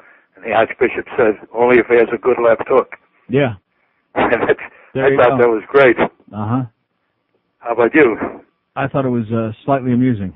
Yeah. That's about it. Okay, thank you. Okay, 567-0560, pound 560 on the AT&T line, that out-of-town line, including Fort Myers, by the way, where they're loaded today with good material. 877-785-NEIL. 877-785-6345, and we'd be paying for it. Maybe that guy will call back. Maybe he'll butch up a little bit, you know? He did call back. What did he say? He said someone came into the room. Yeah. So he had to naked? leave. somebody came into the room and he had to leave? Okay. Do we believe that? No. Here's Miami. Hello. Hello. Like you got stricken with Bluff Lindsay disease. Yes, sir. Yes. Miami here. Yeah, it sounds like you. Oh, okay. I opened up my newspaper today, and I look at it, and it says on the local section, Juice loves South Florida sunshine. Mm-hmm. This newspaper is trash. Yeah. This really South pisses me Florida's off. favorite getaway for golf-loving OJ and his kids. They just can't stop beating us over the head with this murdering son of a bitch. Right, and there he is with taking posing for a photograph with some lovely lady and his child, and these people love him. Mm-hmm. You know, I live in Kendall. This guy might just move into my community, and I don't want this to happen. And this newspaper here just adores him. Well, don't forget Channel 7's going to have him on at Inside Edition or whatever the hell it is that they're promoting on those spots. They're going to have him on again. They will not leave us alone with him. He's like a weapon, and they keep beating us over the head with him. They keep slicing us to pieces with him. It just embarrasses me. It embarrasses me to live in this community and to see our newspaper just adore him. And I don't know, It's not just here. It's all over America. Like I said before, it's like Dennis Rodman and Bobby Brown. It's another scumbag. Add him to the list. Scumbags that we just can't get enough of. I know. And Pave Bure, he's a potato chip. He should sit next to Yentl Green on the sideline. Okay, thanks. Quit while you're ahead, pal. How's Yentl Green doing, by the way? Anybody seen him play lately? No. 5670560, pound 560 on the AT&T line. Nice touchdown there, by the way, on that interception. Oh, I'm sorry. Just nitpicking again. Just nitpicking just because they make a few mistakes right there on the front goddamn page. This is 560 QAM. Only one South Florida radio station has the hammer. And you're listening to Goldberg. Weekday afternoons at 2. Sports Radio 560 QAM. Hey, hang this up, baby. New from Out of Time in Your Life books. It's the how-to book you just can't die without. From the author of How to Steal from the Collections Plate and Get Away with It, it's the latest masterpiece entitled How to Get into Heaven Even Though You Are a Rotten Bastard on Earth. Start at Chapter 1 with, if your escalator is going down, hop onto the other side and beat up anyone who complains. Later on, you'll learn the top 10 questions asked by Peter at the pearly gates and how to fool him with your answers. Also included in this gem of a book is 20 full-page color diagrams on the pressure points of angels and the most effective ways to use them. And as a bonus, you'll get a pull-out poster diagram of how to use an angel's wings against him if he starts to give you any crap. So, if you're destined for hell, but you think you know how to cheat and lie with the best of them, perfect your skills with How to Get into Heaven Even Though You Were a Rotten Bastard on Earth. Your 12th chapter ticket to bliss. And look for How to Sleep with Your Best Friend's Really Hot Wife coming soon. 1246 at 560 WQM. Any calls today about that stigmata? No. What it's all about? No. Inquiring Catholics want to know? No. Here's the fact that I think tells it all. From Carlos R. Neil, you should have heard the Mad Dog yesterday. He talked about Pavel Bure a lot. He said the guy should have a D&A test to see if he's a man or a woman, and a lot more. Pavel, you should have a D&A test. Nice going, Carlos. He's like the guy who saw the Titanic victory on the front of the sports station and thought the Titans won. Oops. A little better night school. We're not doing a good job out there, are we? No. A little better job there at night school might help. I think I'm going to go get a D&A test. 5670560, pound 560 on the AT&T line. Here's Pembroke Pines. Hello. Neil. Your First person to talk about the stigmata. There is on Channel 7 going to be a whole story done on probably Rick Sanchez probably foaming at the mouth waiting to tell about that, or whoever's going to do it. Mm-hmm. But it's going to Can I be the one to poke the holes in his hands, though, please? Sure. Boy! Sure. Yeah, make it like Swiss cheese if you like. Okay. But they're going to do the story on Channel 7. It's going to be tonight, I believe. So just for information, you might want to catch it. Yeah. That's all I wanted to tell you. Okay, thanks. I thought he was going to explain the stigmata and tell us what it was all about and all these fairy tales. Was he going to do that? No. No, we'll just wait for Channel 7. See, I don't understand this scheme that we play on the show. Day after day after day, month after month after month, year after year after year. Don't you think that's a reasonable question to ask, especially all the Hispanics out there? They're all Catholic. And you, even a Catholic like you didn't know what the hell it was. And they're having a big thing about it now for whatever reason. It's making a big comeback. Maybe there are a bunch of people with bloody hands out there, like especially the people at the Vatican. They got a lot of blood on their hands. Very reasonable question. Do I get a response? No. 23 years I've been doing that. And then that one woman calls me and says, oh, yes, there's a lot of very bright people, a lot of good callers out here. Well, I got news for you. They've all vanished. They've all vanished, except for Carlos R., who's out getting a DNA test right now, and a guy in Fort Myers. That was a good call. Well, somebody came in the room. Yeah, somebody came in the room, and he probably was too embarrassed to let them find he was calling on his show. That's probably what the problem was, because he's over in Fort Myers. And they probably give him a little stigmata right on the hand and maybe on the head, calling that fag in Miami from Fort Myers over there. So we appreciate the position you're in, sir. Probably prone. Here's a mobile in Miami. Hello. Hey, Neil. How you doing? Okay, sir. Neil, I went to the game last night. After the Dolphins scored their second touchdown, I decided to go downstairs to get something to drink. Mm-hmm. And then before that, I went and made a beeline to the restroom, where I proceeded to pop a pimple on my ass. Got pus all over my jeans. Yeah, okay, great. 567-0560, pound 560 on the AT&T line. Here's a mobile in Pembroke Pines. Hello. Hello, Neil? Yes. Hey, buddy. How you doing today? Okay. I started listening right after that lady caller said about going to strip clubs again. I don't think Ken Jennings going to have time to be raiding them because apparently on the news the other night he's considering running for the strong mayor in Broward County. Mm-hmm. And I didn't hear any of your callers mentioning that. I thought maybe that would be on your list. Mentioning what? That he's considering running for the That's not news. I talked about that 2 months ago. I mean, that's what he's wanted. Months ago I talked, more than 2, 3, 4 months ago. Yeah, it's time to pack up and move then. It's I mean, he hasn't got a chance in hell. All the early polls, he isn't going to win it. Why do you think he's been doing all that pandering? He thinks he's going to be the Rudy Giuliani of Broward County, and the public is saying, no, get the hell out of here, you bald-headed geek. We don't want any part of you. No, he's pasty-faced looking, too. Did you get a real good look at him? Oh, my God, he's terrible. Along with the terminal sports. Hello? I'm listening, sir. I know it's shocking. I'm still here. Oh, you're still there? I'm sorry, Neil. I usually get some static in that. I didn't hear anything. I'm still here, sir. I'm right here. One that rhymes with boring. How about bowling? That's about terminal. 567-0560, pound 560 on the AT&T wireless line. As we continue the search, the 23-year search, ongoing. Somebody out there, somebody with something to say, something worthwhile, something interesting, something amusing, something perplexing, something profound, something, anything. Something like, that. Here's Kendall. Hello. Yes, Neil. Yes, sir. This woman said, give me some proof on who killed her. The woman posing with OJ. Yeah. I don't think OJ's the problem. I think it's all these golf people and people like this woman. What does that mean? Give me some proof on who killed her. Well, evidently she must have missed the trial, I guess. I bet you should She believe must have missed the DNA evidence. she's probably a Jesus freak. Uh-huh. She doesn't need proof for that, though. Okay, thanks. 567-0560, pound 560 on the AT&T wireless line. Here's Orlando. Hello. Hello, Neil. Yes, sir. Let's hope I get through this call. I have a couple questions. Every time somebody brings up Las Vegas, I got to talk about it.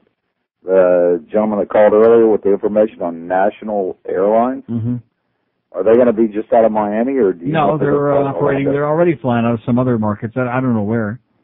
I just went to Vegas the 1st of August, and I about fell out of my chair when you were talking about first class because I've never had the opportunity to ride in that. Is it that expensive to go first class?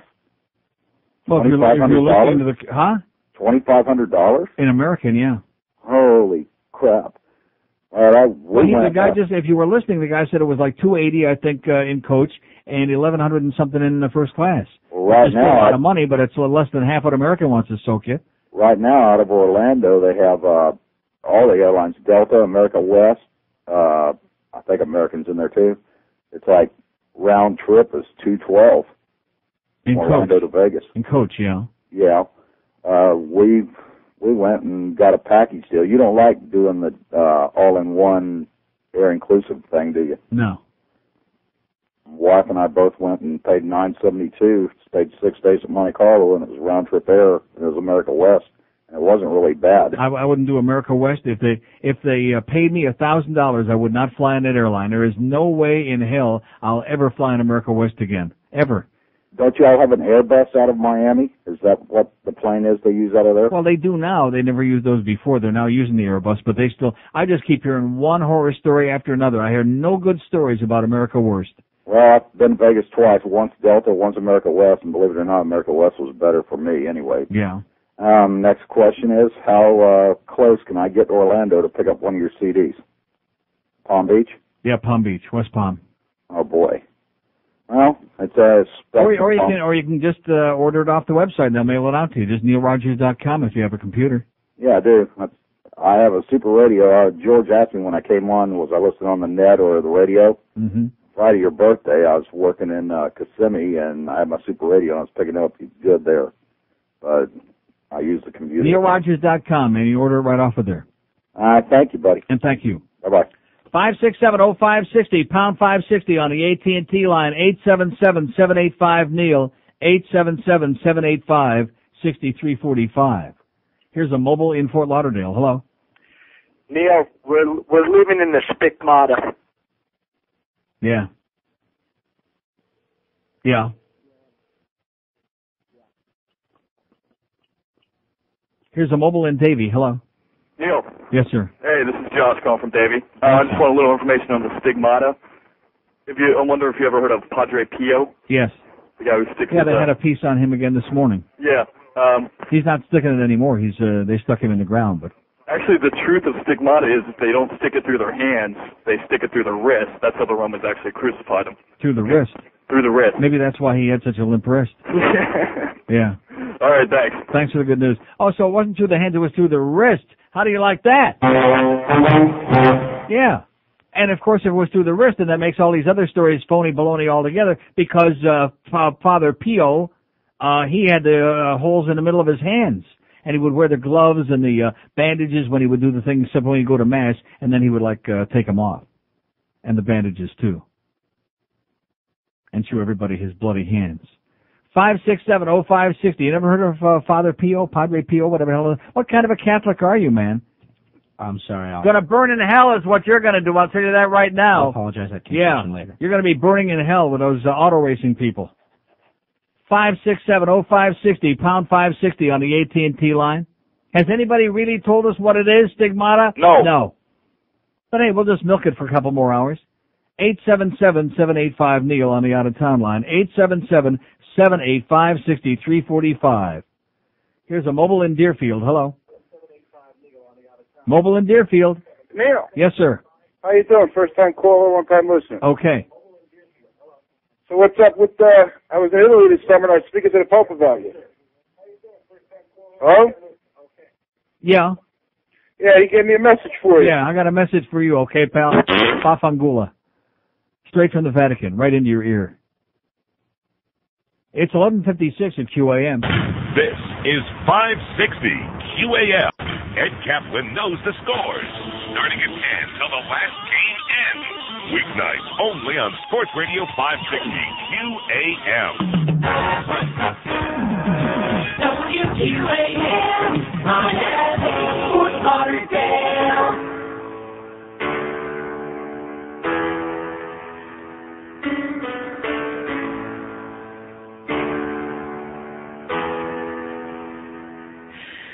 I wouldn't vote for you, no matter what you do. Yeah. I don't care how hard you try. All you guys do is cheat and lie. I'm so tired of our VP, and I think that Pat Buchanan's so creepy. Bradley is the next jock, And Forbes is just a joke, and George W. Bush spent the 80s snorting coke. Yes! I wouldn't vote for you, no matter what you do. I don't care how hard you try. All you guys do is cheat and lie. 1201 at 560 WQAM. You know, I finally have, after all these years, come to the deduction. I finally answered the question I've been wondering, why people in the state don't care about education. They don't want their kids to be smarter than they are. Excellent point, Neil. Oh! Thank you. Here's a great letter to the editor in the Herald this morning from William Gelberg in Delray Beach. Los Van Van protesters mimic regime they fled, is the headline. He says, I'm really incensed at those Cuban exiles in Miami who acted so disgracefully at the recent Los Van Van concert. It indicates to me and many others that they're more like the despotic dictator from whom they fled and used threats, force, and intimidation against people who don't agree with their way of thinking. Yes. Didn't they learn anything in this land of freedom? No. We tolerate people who disagree with us, and we don't try to impose our feelings through the use of force and intimidation. In addition, they should know that most of us at one time or another also fled from this kind of bullying tactic. If these exiles can't readily accept our hospitality and understand that America is not some third world tin horn dictatorship, then I would strongly suggest they find another country that would have them to practice their form of bullying and intimidation. Let's hear it for William Gelber. Oh! Nice going, Billy Boy in Delray Beach. And just coincidentally, on a front page of the Herald, Floridians' welcome ad is wearing out. Cutting immigration, returning rafters, and ending the embargo are favored, it says. Do you favor or oppose making legal immigration in the U.S. more difficult? In Dade County, 50% in favor, 45% oppose. And the reason for that being just a bare majority of Hispanics, of course, oppose, making it more difficult. But even many of those said, cut the crap. In Broward County, however, 68% are in favor of making legal immigration more difficult. Only 26% are opposed. Because in Broward County, we don't have quite as many, yet, banana boat people, yet, as they do in Dade County. 5670560, pound 560 on the AT&T line. Here's Titusville. Hello. Hey, happy belated birthday, Neil. Thanks. On the AT&T wireless line and on the out-of-town line, 877-785-NEIL, 877-6345. Here's a mobile in Hollywood. Hello. Hello. Yes, sir. Yeah, am I on your show? Are you on my show? Sounds like it, sir. Okay. Neil, I've never called you, but I've taken out the time to call you on this issue with this radiation in the children's teeth and probably in everybody else's teeth. I wish you would really get into it. Well, what do you mean you wish I would really get into it? What am I going to do? Bringing it up all the time. I did bring it up. I know, but bring it up all the time because it's like you said. They're worried about smoking, and here's something worse than smoking. It's killing our children. It's killing us, period. Yeah. And what do you mean bring it up all the time? Nobody even cares about it. I know. That's because, nobody knows what I'm talking about. Well, just keep trying. You may get through. Okay, radiation poisoning. Radiation poisoning. Are we getting through yet? No. Radiation freaking poisoning. I don't think it's working yet, pal. I'll keep trying, though. 7,200 open lines here. Like I told you, last week was bad. This week is going to be worse. It's that time of the year again. Of course, they're all building their goddamn shelters now. You do realize we're getting close to Y2K? Oh, yeah. They're building their shelters now. Let's dig underground. We'll probably hit some water pretty soon, but let's dig as far as we can. Build some shelters there under the house. Because that Y2K is almost here, baby. 5670560, pound 560 on the AT&T wireless line as the search for intelligent life continues. God, the search for any life, for any sign of life. Did anybody call, by the way, about Thursday being a holiday for school? No. See what I mean? How much effort would that have taken for somebody to call when I asked that question and said, hey, Joe, by the way, tell Neil Thursday the kids are out of school. It's a legal holiday. How much effort would that have taken? These are people who don't care enough not only to send their very best, they don't care enough to send anything, this crowd.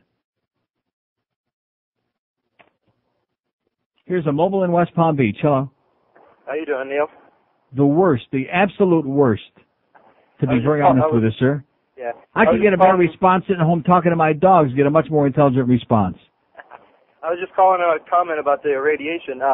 They had an episode, I believe it was on 60 Minutes, about cell phones. Yeah. They had a study. Oh, that's a bunch of crap. That's bull crap. Yeah, a 5 study where people were holding the phones to Let their me head. say it again. That's a bunch of bull crap. Yeah, I know. Little kids don't talk on cell phones last time I checked. All right, that's it. Have a good one. Have a great day. Yeah. 5670560 pound. And, you know, just like in the beginning when I was talking about George W. Bush, what a moron he is. And you know something? They were talking about this yesterday on one of the talking head shows. They're right. That's why the public likes him. He's one of them. Oh, I was just a C student and I'm proud of it. I'm a dummy. No, I don't know that guy, that general. I don't know that guy's name. I don't know anybody's name. And I was a C student and I snorted coke and I'm a dummy. I don't stand for anything other than being a little bit right-wing and anti-abortion. Oh, yeah, we like that. That's our kind of guy. He's a dummy like us. Oh, it's just terrifying, man. Fat and dumb. Fat, sassy, and dumb. That's the way we like it. You can just hear, hey, let's get Harry Casey on the phone, okay? Let's do That's the Way I Like It, new version for the 90s. School's out Thursday. School's out Thursday. Thank you so much, whoever took the important time out of your life to call and pass that information. I was pretty sure, but not 100% positive. Thank you so much. A Broward school worker. And that was from a Broward school worker. Not a parent, of course, because the parents are oblivious. The parents are going... Yeah. The parents whose kids are going to school in portable classrooms, in porta potties, they're oblivious to that. Here's a mobile in Fort Lauderdale. Hello. Okay, thank you. Nice talking to you. Here's another mobile in Fort Lauderdale. Hello. Hello? Yes, sir. Hey, Neil, I'm talking about Las Vegas. I just came back on the Red Eye Saturday night on America Worst. Yeah. And here's a brief description of what happened. We get on a plane. 2 people come on. They're looking for row 9, C and D. Come to find out, C and D's in the toilet. That's where the seats were. Number 2 was sitting on a plane for 45 minutes because they can't find the pilots. Then you sit in the seats, and I mean, an ant can't even sit in those friggin' seats. Mm-hmm. And I just think, like the other guy said, it was an okay trip. I thought it was the worst airlines I ever flew in my life. I would have rather walked home. Mm-hmm. It.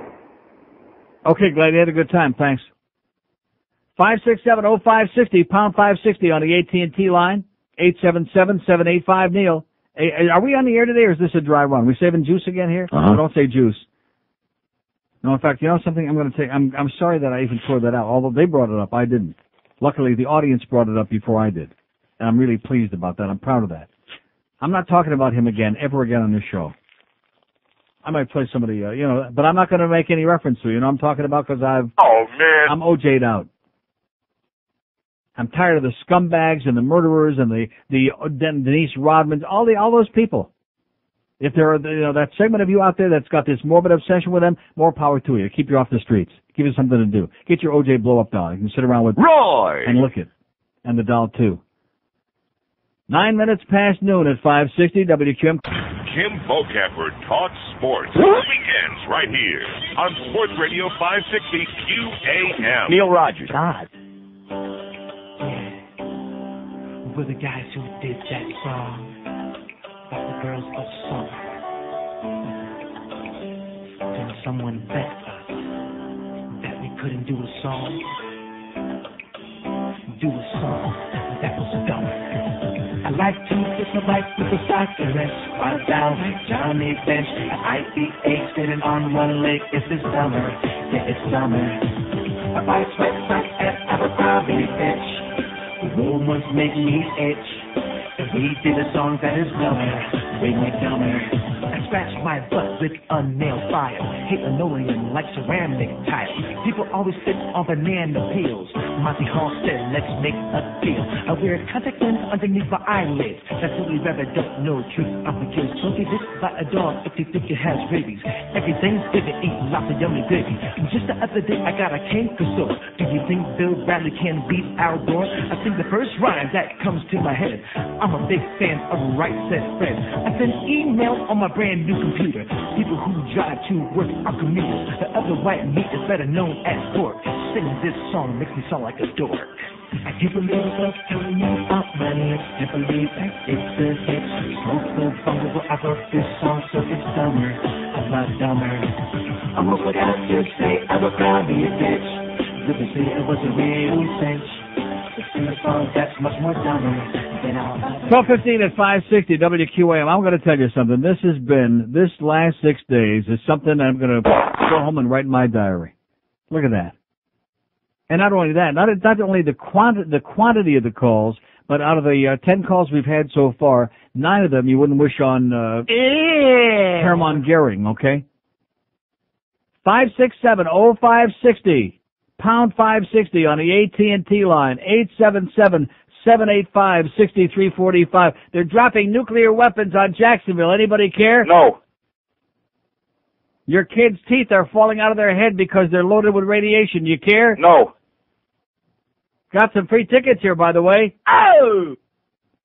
Yeah, see, that's when I lost contact with the audience, when I announced that I was never going to give away anything free on the air again. No, seriously. As bad as it is with the deadhead people we got in the Mac Arena for the hockey games, can you imagine how many people would even show up if we didn't have the free T-shirt slinging patrol? Oh, my God. You could go bowling in that joint without that. Here's a mobile in West Palm Beach. Hello. Mobile in West Palm. Yeah, how you doing, Neil? Yes, sir.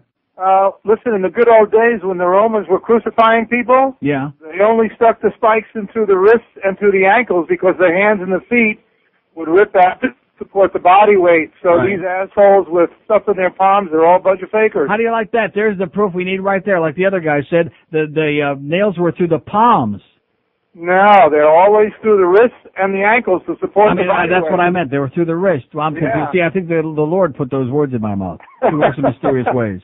Hey, I just wanted to throw my 2 cents in. Thank you, sir. God bless you for straightening that out. They put it right through the wrist. That's why Jesus had 2 limp wrists, not just 1. And these fakers with their stigmata, they come along and they have like this, spots on their hand, like holes in a hand. And, of course, anybody who believes them has got a hole in their head. And there's lunch. Thank God for our good, close, personal friends at Atlantic City Subs. Thank you, sir. God bless you. Now we can eat. Now we're happy, huh? Uh-huh. Screw this audience. 567-0560, pound 560 on the AT&T line. I must have friends at Arbitron, I'm thinking this now. No, seriously, I must have friends up there in Beltsville, Maryland. There couldn't be anybody listening to this show. No, seriously, I must have people that have been working there for years. Because this has been going on. On KAT it went on. I can remember very vividly one day sitting in and going through a tirade on the air for like an hour. And Sid Levin sitting in his office, which is right next to our studio, and going, oh, I care, whatever it was. He was all psychotic over the fact that I was just ripping the audience an ass, and they well deserved it. W Snooze, I can remember night after night after night lecturing those old farts. You got to get off your ass. You got to pick up that phone. I can remember the front page of that hatchet job that Mark Fisher did on me in the Herald, where I'm sitting there with the tears, with that glycerin they put in my eyes, with the goddamn cobwebs on the phone. Every station I've worked at in this market, it's been 23 years of desperately pushing and squeezing. It's not entertaining to me, but evidently that's what entertains the audience. Uh-huh. That's what they want to hear. I'm embarrassed by it. I'm humiliated by it. I'm grossed out by it. I'm nauseated. I'm sickened by it. Not sick until we're sick for lunch, but nevertheless, this is a dead place. This is a place where the dead people dwell. You can't complain about the life in South Florida because there isn't any. There are no living and breathing people. And if they are, they're hiding somewhere. They're at the swing club watching Ponytail do himself or whatever he's doing over there. Yeah, let's talk about that for the next 2 hours, huh? That'll get a goddamn audience. Ponytail at the swing club. And then this bitch calls up who thinks that he's married and that he was cheating on his wife or some damn thing like that. How do you know if he was there with some bimbo that it wasn't his wife, sweetheart? But she just couldn't wait to get on here. Oh, you know who I saw? Yeah, great. I bet you he was having a better time than you were, sweetheart. Sweetheart. Here's Miami. Hello. Hello. Yes, sir. How you doing today, Neil? Okay. You had a question about the stigmata. Yes. And apparently the stigmata is produced by the faithful on certain parts of the body, hands, feet. There couldn't be too many faithful then because they've only had a couple of reports throughout history. Right. And where Jesus wore the band of thorns around the top of the head they produce, and on the side of the body where, of course, he was punctured by the spear while up on the cross. Boy! And they produce these stigmata or bleedings on Albert Spear, yeah, Albert Spear on certain times of Lent and on Sunday, on Christmas, on Shavuos. Shavuos, yeah, sure, Right. Shavuos, why not? He's a good Jewish boy. And on the resurrection, right? And there's been I was watching a program on the History Channel about a woman that produced stigmata regularly when she went into when she bled once a month, yeah. Yeah, no. When she was devout and praying. Uh-huh. Oh, she would only produce when you're this, devout and praying, and the blood comes pouring out of your hand. and she had it across her forehead and actually taped it of the blood coming across her forehead, and within the next day or within hours, Remember it that had movie healed Sunday, again. Bloody Palm Sunday? Okay, thanks for the good news, pal. It's getting a little bit too gory. Our lunch is here now. I can't stand any more of it. You know what I'm saying? I'm getting ready to get from all the goddamn blood. A lot of blood and violence in that goddamn Bible. Oh! Let's hear it. Little S&M story for you. The stigmata. But you see, the guys were right. It was through the wrist. The nails were through the wrist, because if they put it through the hand they would slip right down, fall on the ground, fall right off that damn cross. But you put it through the wrist. Now you got to get strong support, baby, unless it's somebody with a real limp wrist. 5670560, pound 560 on the AT&T wireless line as the search for intelligent life continues here, huh? Here's a lady in Fort Lauderdale. Hello. Hi, how are you, Neil? Okay. On stigmata, it's not supposed to be external bleeding. It's supposed to be internal bleeding. Internal. Which creates marks on your wrist up to your palm, and then your ankles down to your feet. And it's not necessarily religious, but I'm sure that people twist it in that direction. It's not religious? It's not necessarily religious. It's also a medical problem named stigmata also, which creates internal bleeding. So it's a both. medical problem. Yeah. It is a medical problem also. And that's why, like, sometimes you see people, like, you know, with blemishes on their faces and stuff. Right. That's a stigmata. And then, religious You mean like people. W.C. Fields had on his nose? Okay. All those bulbous veins in his nose, like? Okay, yeah. But these religious people twist it into whatever they want to make these suckers believe, you know, that they're It's an higher. act of the Lord, yeah. Exactly. So that's stigmata. Thanks. You're welcome. See ya. There you go. There's what stigmata is. It's a goddamn medical condition. Here, I thought it was varicose veins. Didn't she say from your knee down to your ankle, something like that? Hip bone jointed, connected to the whatever bone? The big bone? That's what Jeff Cohen said. Hip bone is connected to my big... 5670560, pound 560 on the AT&T wireless line. Just the thought of him being there. I mean, why would anybody... No, seriously, I mean, I'm just picking him as an example. Why would anybody want to see him doing anything sexual, you know? I mean, I sure wouldn't want to see him in the kitchen at the Pizza Lot, but the idea of seeing him involved in any kind of a sexual is just, I mean, see, I'm doing everything in my power so that I don't eat too much lunch.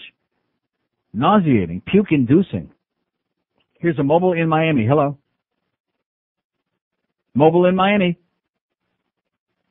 is gone, okay? Let's try a mobile in Deerfield. Hello.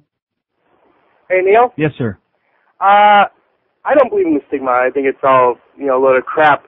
But the people calling about Roman execution, the Romans crucified in several different ways. Some they didn't even nail you at all. They just tied your elbows. But it wasn't uncommon for Romans to nail your palms and tie your elbows both. So it is possible maybe that Christ was nailed in the palms or not. But, Padre Pio and St. Francis of Assisi and all that, it sounds like a bunch of bull to me. Mm-hmm. And I supposedly I was raised Catholic, but I really, Sounds like that old black magic to me all over again. Yeah, I mean, you're right. The Bible's full of a lot of sex and violence, so it's pretty good reading if you look at it as entertainment. Okay. All right. Thanks for the good news. Thank you.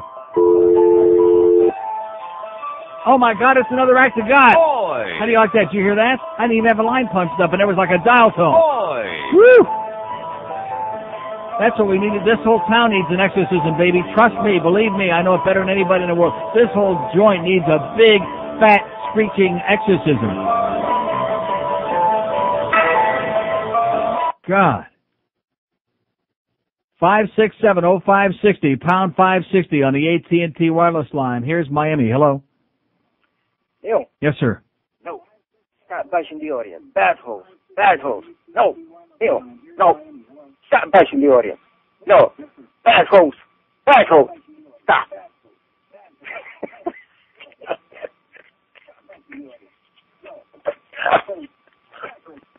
That was good. He was almost as good as the guy in Fort Myers. Not quite. 567-0560, pound 560 on the AT&T line. Here's Port Charlotte. Hello. Hey, Neil. Yes, sir. I would describe stigmata as a ghoulish Catholic parlor trick. Yeah. And when the Catholic religion is loaded with these kinds of things, like have you heard of transubstantiation? Mm-hmm. The belief that the host and the wine turns into the flesh and blood, essentially that it's cannibalism. Mm-hmm. It's just loaded. Of course it's cannibalism, but that business about to give the wafer out and you're eating Christ, I mean, what the hell is that? And they really believe it is. I mean, the hardcore Catholics really believe that is, in fact, the flesh of Jesus Christ. And did you know about when they canonize saints, they actually exhume their corpses and then cut them up in little pieces and turn them into relics. All right. Mm. So, if you believe in this saint, you're going to walk around with a little crucifix. Sounds like a bunch of really sick bastards to me, man. I would have to agree. God bless you. God bless you too, Neil. And I'll pray for your soul. Okay. 26th afternoon at 560 WQM. Sounds like a bunch of really sick crap that nobody with a brain could have believed, is what it sounds like to me.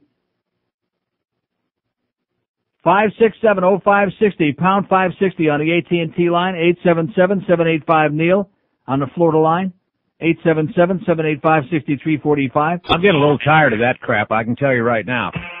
January is Oatmeal Month, and what better way to celebrate than with a good hot album? It's the greatest hits of Hall and Oatmeal.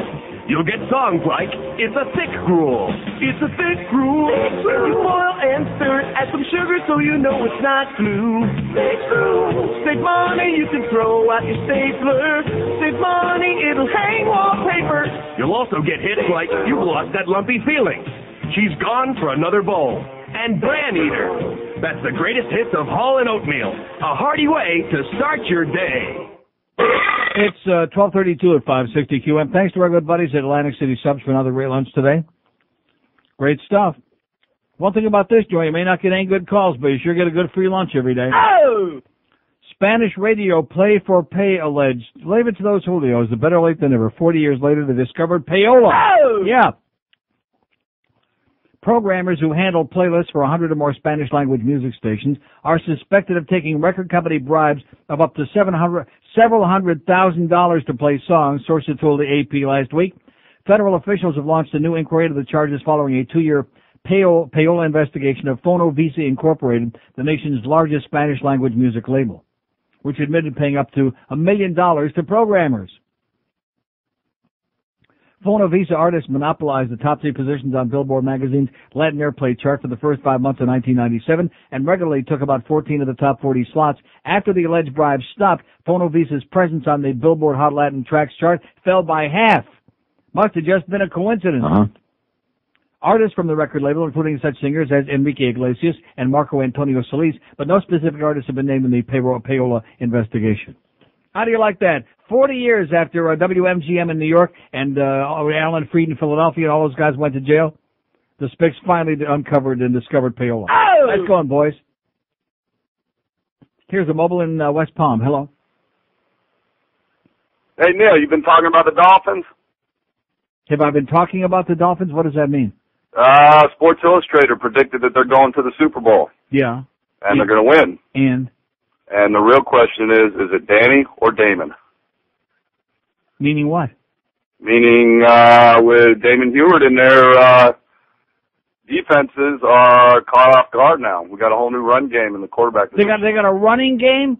Yeah. Did you watch the game last night? No, I fell asleep. Okay, thanks. I'm sure you couldn't have watched the run of the game if you thought they were running. Sir, you're an idiot. 567-0560. There's another great South Florida sports fan. He's on top of it. He slept through it, which I couldn't blame him for, by the way. Here's a call in Davie. Hello. Hi, Neil. Yes, sir.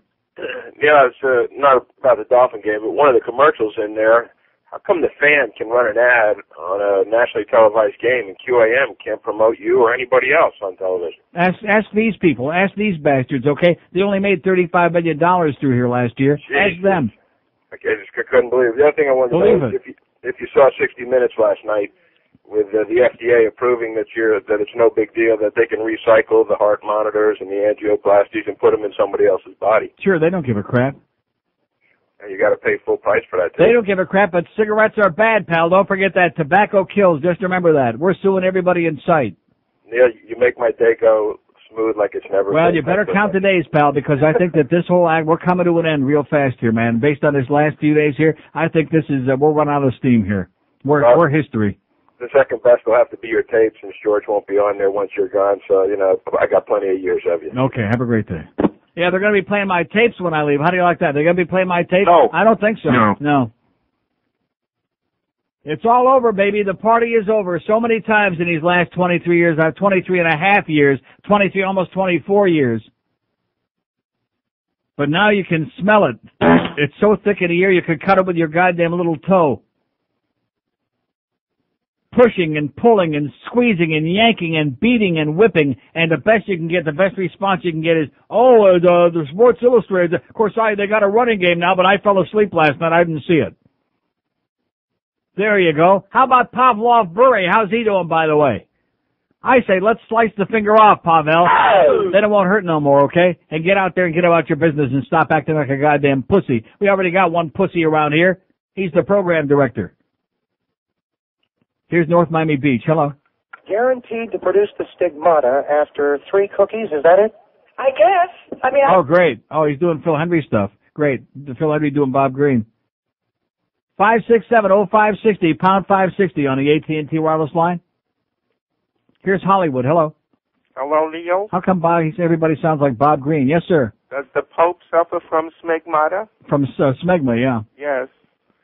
First, I wanted to say happy birthday. Never got a chance to call you. Even on my birthday Friday, I had to beg for calls. That's how exciting it was here on Friday. Yes, I heard your birthday party, but happy birthday Horrible. anyway. Awful. Also, I'm embarrassed. The young lady was correct. Smegmata. Smegmata. You saying it? Yes, smegmata is a medical condition, and it's kind of brought on like when people bring on their own ulcers. If they believe hard enough, they actually leach blood through the sweat pores. Really? Yeah. Huh. But it's not real, if you get my drift. I get it. By the way, there was a coffee stain of Jesus on my table, and I'm turning my business into a church. All right. I'm getting a tax break. Okay, I'll see you on the 13th with Rosa Lopez, okay? Oh, my God. 567-0560, pound 560 on the AT&T line. Here's a call from Melbourne. Hello. Hello? Yes, sir. I just want to know why you're so hard on everybody. Why I'm so hard on everybody? Yeah. What does that mean? You're such an asshole to people at times. Then what do you listen to the show for? Well, because sometimes you're good and sometimes you're not. Sometimes I'm good and sometimes I'm not, yeah. I'm just curious why you do that. How come you don't have anything to say to us about anything, sir? Well, I do. I mean, you're knocking religion. No, not about what I'm talking about. Not about me. Why don't you have something for us? What do you want to say? You heard me. You heard me, man. That's not a comment. That's just okay, there he goes. Click. Another pussy in Melbourne. Hit and run.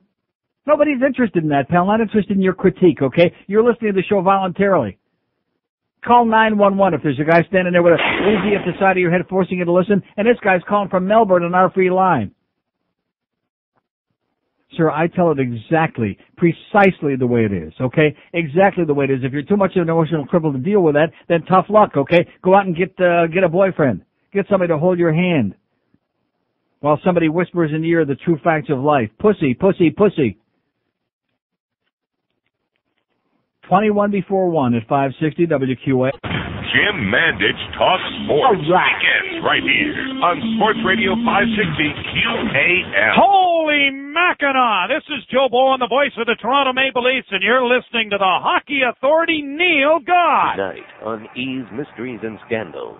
Yo, I'm AJ Benson. You ever wonder what happened to Popeye? I'll tell you what happened to Popeye. He's dead, and he died of brain cancer. That comes from barreling spinach and aluminum pots. Not to mention olive oil was diagnosed with genital warts. There is your answer. I died of brain cancer. Bye-bye. I'm dead. Spain, ain't that a fucking bitch? 17 till noon at 560 WQMC. Basically, this guy in Melbourne that called the emotional cripple before, what he's saying is, well, sometimes you're good. In other words, when I say things that he agrees with, then I'm a good guy. You know what I'm saying? Uh-huh. And if I say something that he disagrees with, then I'm an asshole and he can't stand it. But he still can't turn it off. Thanks for listening to QAM, by the way, sir. God bless you. Here's a mobile in Sunrise. Hello. Hello. Yes, sir. Hey, how you doing? Okay. All right. The only thing that I'm just trying to understand, okay, is that with Hewitt and the Marino thing, everyone would say again. Sir, what are you saying? What I'm saying is this: when is everybody going to realize that Miami will not win the big one with Marino? Yeah. Because the bottom line of it is, he's not mobile. He cannot escape. He can't get out. Let me ask you something. Is there anything that you can talk about besides football? Actually, there is, sir, because I actually, scored very high on my SATs as well. But this is what I called your show to speak about because I want to hear, I just want to hear your take. I've been listening to a lot of shows. You want to hear my take on what? Well, I basically want to hear, what is it, like, I don't know, how do you stand? Which way do you, let me ask you something. Do you have any idea how to use that phone that you got there? Yes, actually, I do. 5, 6, could you understand what the hell he's saying? I mean, didn't you think maybe you need a little course in phone technique, maybe? He wants to know why you don't think Dan Marino can win the big one. Whoever said that? I'm not the one that said that, asshole. I'm not the one that said that. It's all these other front-running phonies, okay? Guy wins a couple of ball games, right away he's the new hero, and they're ready to throw Dan Marino in a goddamn garbage heap into the dumpster, because that's the way this town is. It's always been that way. In addition to which, I'm not talking about Dan Marino, okay? I'm sick and tired of hearing about frickin' Dan Marino. I'm sick of it. I'm tired of it. Dammy and Jimmy and Jimmy and Danny and Damien and Jimmy and Danny. It's boring. It's terminal. And the National Football League blows anyway, so what's the big deal to begin with? It's garbage. It's swill. If they didn't have Olindo Mare, that's the guy nobody talks about. If they didn't have Olindo Mare, how many games would that team have won this year? 2? Classmate of mine. He was a classmate of yours? Yes, sir. He's a strange guy, isn't he? Quiet. He looks like a real Italian. I mean, like as in from Italy. He's not Italian. He's not? Argentine, something like that. Olindo Mare? He's not. Is not Italian? No. Get out of here. Get out of town. Olindo Mare with a name like that? What is he? Argentinian? Well, there's a lot of Italians in Argentina. So in other words, he's not from Italy, but don't say he's not Italian. South America somewhere. But can't you be from South America and be Italian? Are you from Italy? No, I'm not, but he doesn't consider himself Italian. What does he consider himself? Whatever South American country. He's an asshole. Oh, no, but beside that, what does he consider himself? But anyway, what's that got to do with where he's from? The fact is that without him, this team would be in a crapper. All they do, this goddamn team, is kick freaking field goals.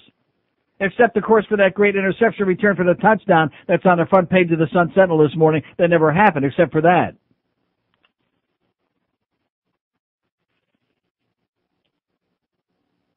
Here's Key Largo. Hello. Key Largo. Going once. Hello, Neil. Yes, sir. Yes, how you doing today? Okay. Yeah, I'm calling from Tavernier. I just want to let you know that you got a lot of good listeners down here. They're loyal listeners. They listen to you all the time, and without you, our day would be a mess. Yeah.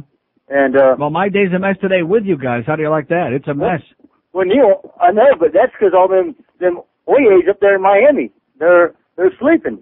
They don't know what they got until it's gone. Yeah. And we love your show, and we're here to let you know that we like your show. Okay, thanks. So Thanks for liking my show. Okay, have a great day, and thanks for liking my show. Okay. Here's Hollywood. Hello. Hello? Yes, sir. Neil? Yes? Oh, God. I'm just sitting here waiting, you know. I had, 9 minutes and 41 seconds. That's not the end of the world. That's a short wait. No, I know. I interrupted painting my inside of my house here. You know? Well, I'm sure you'll get back to it eventually. I'm sure you got plenty of time. Wait. I got some information about crucifixions. Yes? Yes. I want to talk about the method they did it. It was actually suffocation. That's where they hung them upside right. Upside down. They died right? quicker. Yeah, I mean, well, the guy that talked before about put through the wrist, that's actually not true. There's actually a bone in your body where you can actually hold your body up. Yeah. And it actually forces the air out I know a bone in my body that can hold my body up, yeah. Oh, I know that, Yeah. you know, but anyways, I know a bone that can keep me up, yeah. Your rib cage actually forces all the wind out. It's actually slow method of death. It actually takes about 3 to 4 hours. All right. Great. No, that's good. But anyway. That's good because all the religious people are into this S&M crap anyway. There's got to be a lot of pain and a lot of agony. Well, and, of course, God inflicted all this. It was all part of his plan anyway. I can explain that. Thank God for that. You can explain it? Yes. I went through about 17 years worth of Catholic education. And God, I don't know what happened to me, you know? That's a good question, obviously. Geez. And I read about all this stuff, you know? Yeah, I know. And, you know, the weird thing about it is? I know, yeah. They used to hang them upside down, and that make a closer death. That'd take about an hour. Yeah, that's what you just said. Okay, thank you, sir. Get some help, okay? It's not too late. Please. Get yourself some help. Jimmy, won't you do this for me? Anyway, 567-0560, pound 560 on the AT&T. I'm serious. This town doesn't need an enema. It needs a goddamn exorcism is what it needs. A big fat one. Here's a mobile in Kendall. Hello. Okay. Excellent. Here's Fort Myers. Hello. Hey, Leo. What's going on, sir? Not much. Hey, what's going on with the stigmata thing today? I haven't seen the movie, but I got a friend in California who she tells people she's a non-practicing Catholic. And, yeah. She told me the whole stigmata thing is a fake and that there's no Well, cure of course for it. it's a fake. It's like the Shroud of Turin. It's as phony as an $87 bill. Oh my God! I mean, I haven't. Should I see the movie, or have you seen it? Has Joe seen it? I mean, what's going on? No, maybe somebody has seen it. Oh my God! The power of Christ compels me. Yes, sir. All right. Okay, have a great day. Maybe I just ought to play that the rest of the day. You know what? That sounds like a good idea. The power of Christ compels you. Yes. The power of Christ compels you. All right. The power of Christ compels you. Oh. The power of Christ compels you. 567-0560, pound 560 on the AT&T line, 877-785-NEIL on the out-of-town line, 877-785-6345. During the last commercial break, by the way, Todd Dreck stuck his head in the door here with another tale of woe, with another one of his sob stories. It just amazes me how that man has got the chutzpah, the gall, to stick his head in the door and pretend. I mean, this is a man, everything, he's like the Antichrist of this show. He came in here and touched our continuity rack, our copy rack, just touched it one day, the first day that he came in here, and everything in there is that he touched is turned to pure instant crap, okay? Anybody remember the Culligan man? No. Every account that this man touches vanishes. It does a vanishing act. I think he's still on a payroll at Clear Channel, if you ask me. Here's North Miami. Hello. Neil, Yes, sir.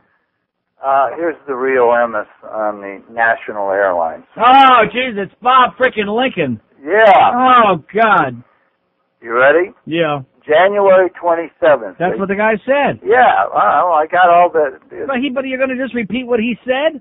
I'm going to repeat that there's no information on the first class upgrade, and it's $289 round trip. They have 2 flights a day. That's what he said. Okay. He gave us the times.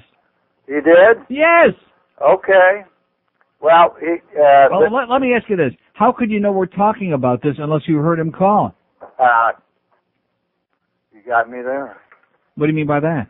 I've been working on other things, but I heard that he didn't give all the information. I just wanted to make sure that you... What do you mean he didn't give all the information? What information didn't he give? He gave the fares, he gave the times, he gave the date that it starts, he gave my shoe size, he gave the pilot's name, he gave the stewardess's breast size. I mean, what else would you want?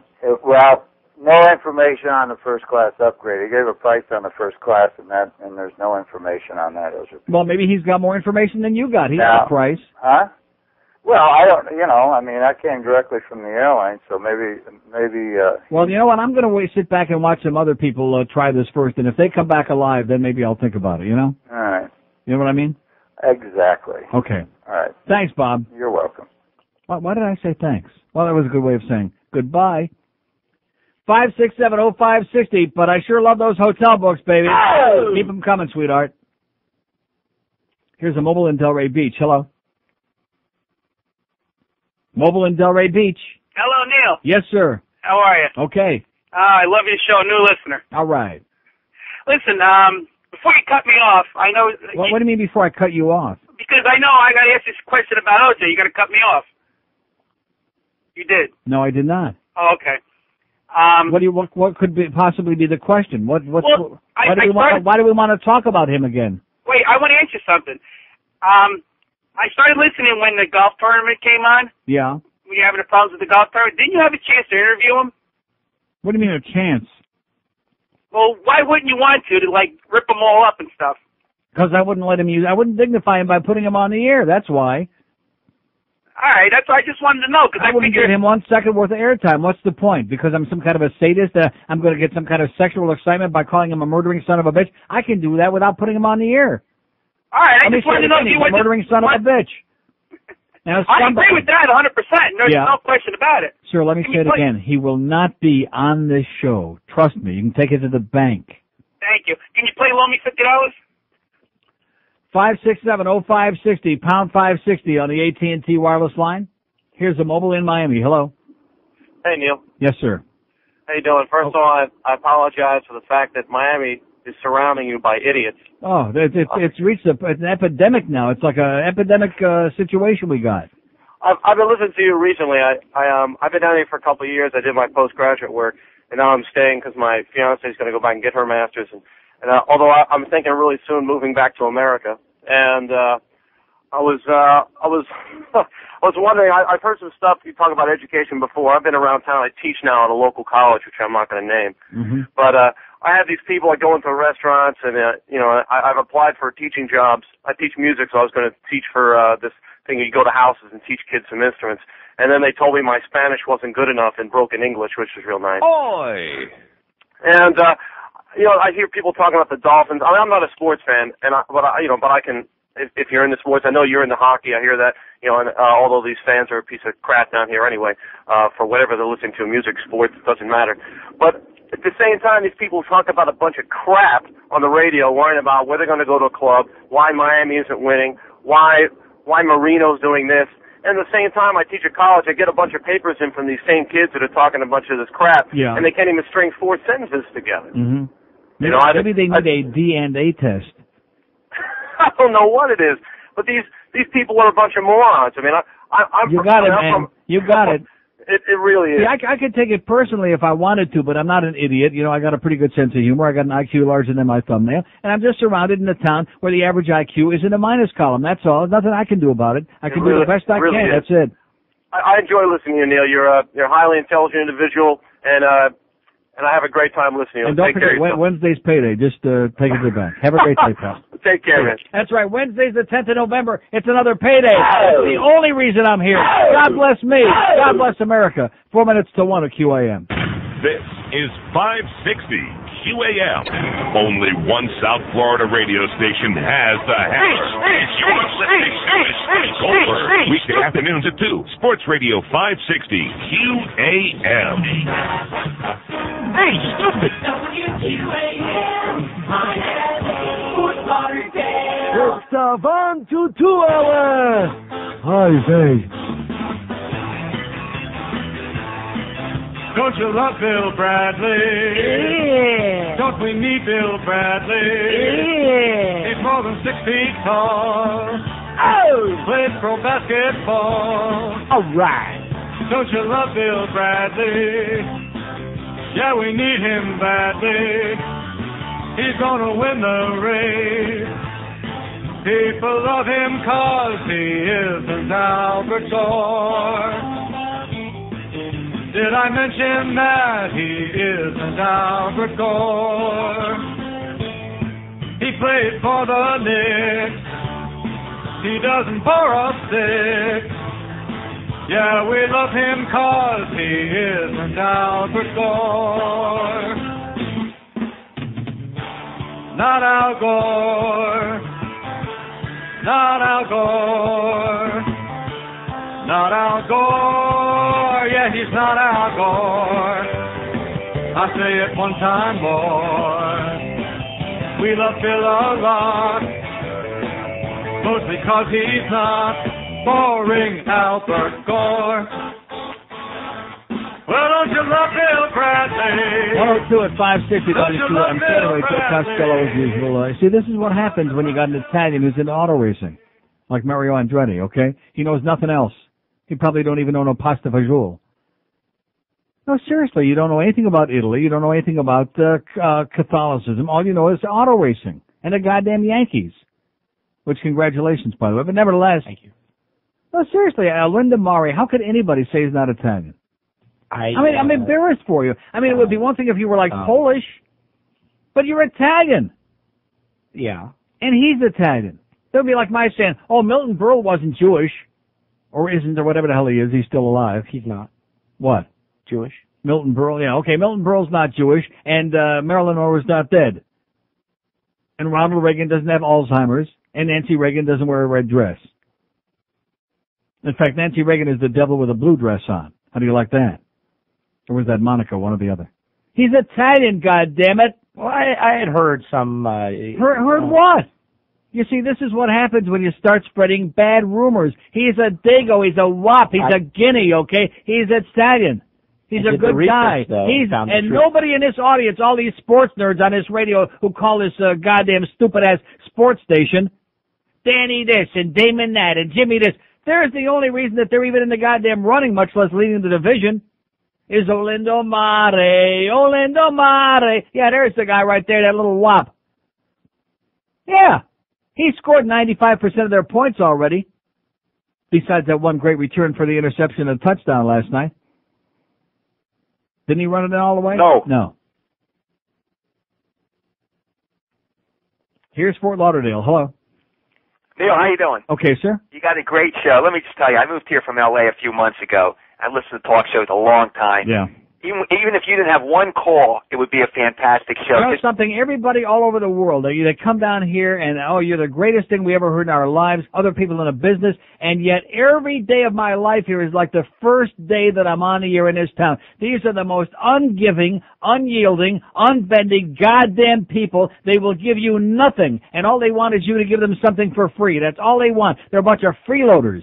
Well, I think, first of all, just for telling it like it is, I mean, you're just hilarious. I enjoy it every day. But here's my main point, and I thank you for bringing up hockey, because nobody talks about that. They wouldn't know a hockey puck from a goddamn Lender's bagel. I've been a fanatic for 32 years. Let me tell you something. I watch this team. Bury's not the thing. People should stop talking about Bury. This team has a bunch of prima donnas, with the exception of maybe 5 guys that hit anybody. Yeah. These guys got 6'5" guys like Kozlov, Kavashev, Mike Wilson. These guys could go into the corner. They could go into the corner with an egg in their pocket and it wouldn't come out cracked at all. That's right. It's pathetic. It would come out pristine. These guys think I'm going to tell you the players on this team right now, okay? Ray Whitney, you got Mark Parrish, you got Trevor Kidd, you got Brett Hedican when he's not suspended, and I'm trying to think of somebody else, Paul Laws. That's about it. Simpson and Mellenby, and that's Simpson, Mellenby with his head straightened out, yeah. And Neil, you know, what wins in hockey is not the fancy bands, the ice capades. You need hard-working teams, and this team, until they get rid of a lot of these freeloaders, like a Dvorak who wouldn't touch anybody. Yeah, there's another stiff. I mean, this is pathetic. So it's not Bury. Bury, when he's in, that's fine. But what you're missing is this point, and that is this. For example, Atlanta's going to be here Wednesday, an expansion team, a grotesque team. Nobody here knows the Atlanta Thrashers from the Trash Man, okay? They have no idea. So if you're going to try to get people to come out, you've got a guy that's making $10 million a year who, for my money, is still the most exciting. Not the best player, that's still Yager, but the most exciting player in the world when he's healthy. But he's got to get healthy sometime. Neil, I agree with that, but you know what? The thing that really brings people out is a winning, hard-working team. And, you know, when I go to these games, if you lose, you lose. But I want to go down fighting. I want to be a hard-working. When I saw that game Saturday night with Novoselicev wouldn't drop his gloves with somebody, and Melody has to get a game misconduct. Yeah, but they won the game 6-3. I mean, they won the game. They won the game, against but the girls' team. No, I understand that, but they got too many guys on this team that are not character-type guys. Yeah. And until that changes, this team is going to stay average at best. And I just want to say that it's not Burry. It's these other players that won't put out. That's the problem. Yeah, there's nothing worse than a guy that won't put out. Yeah, you know. Have a great day, pal. Thanks, Dale. Bye. Okay. Let's get hockey intensive, baby. There's an allowed to walk right out, and the backhand went wide of the goal. Berard cracks. Christian takes his spot at the point. Now there's an act of the puck, but he is too well covered. His backhand is out. Christian intercepts and shoots a score!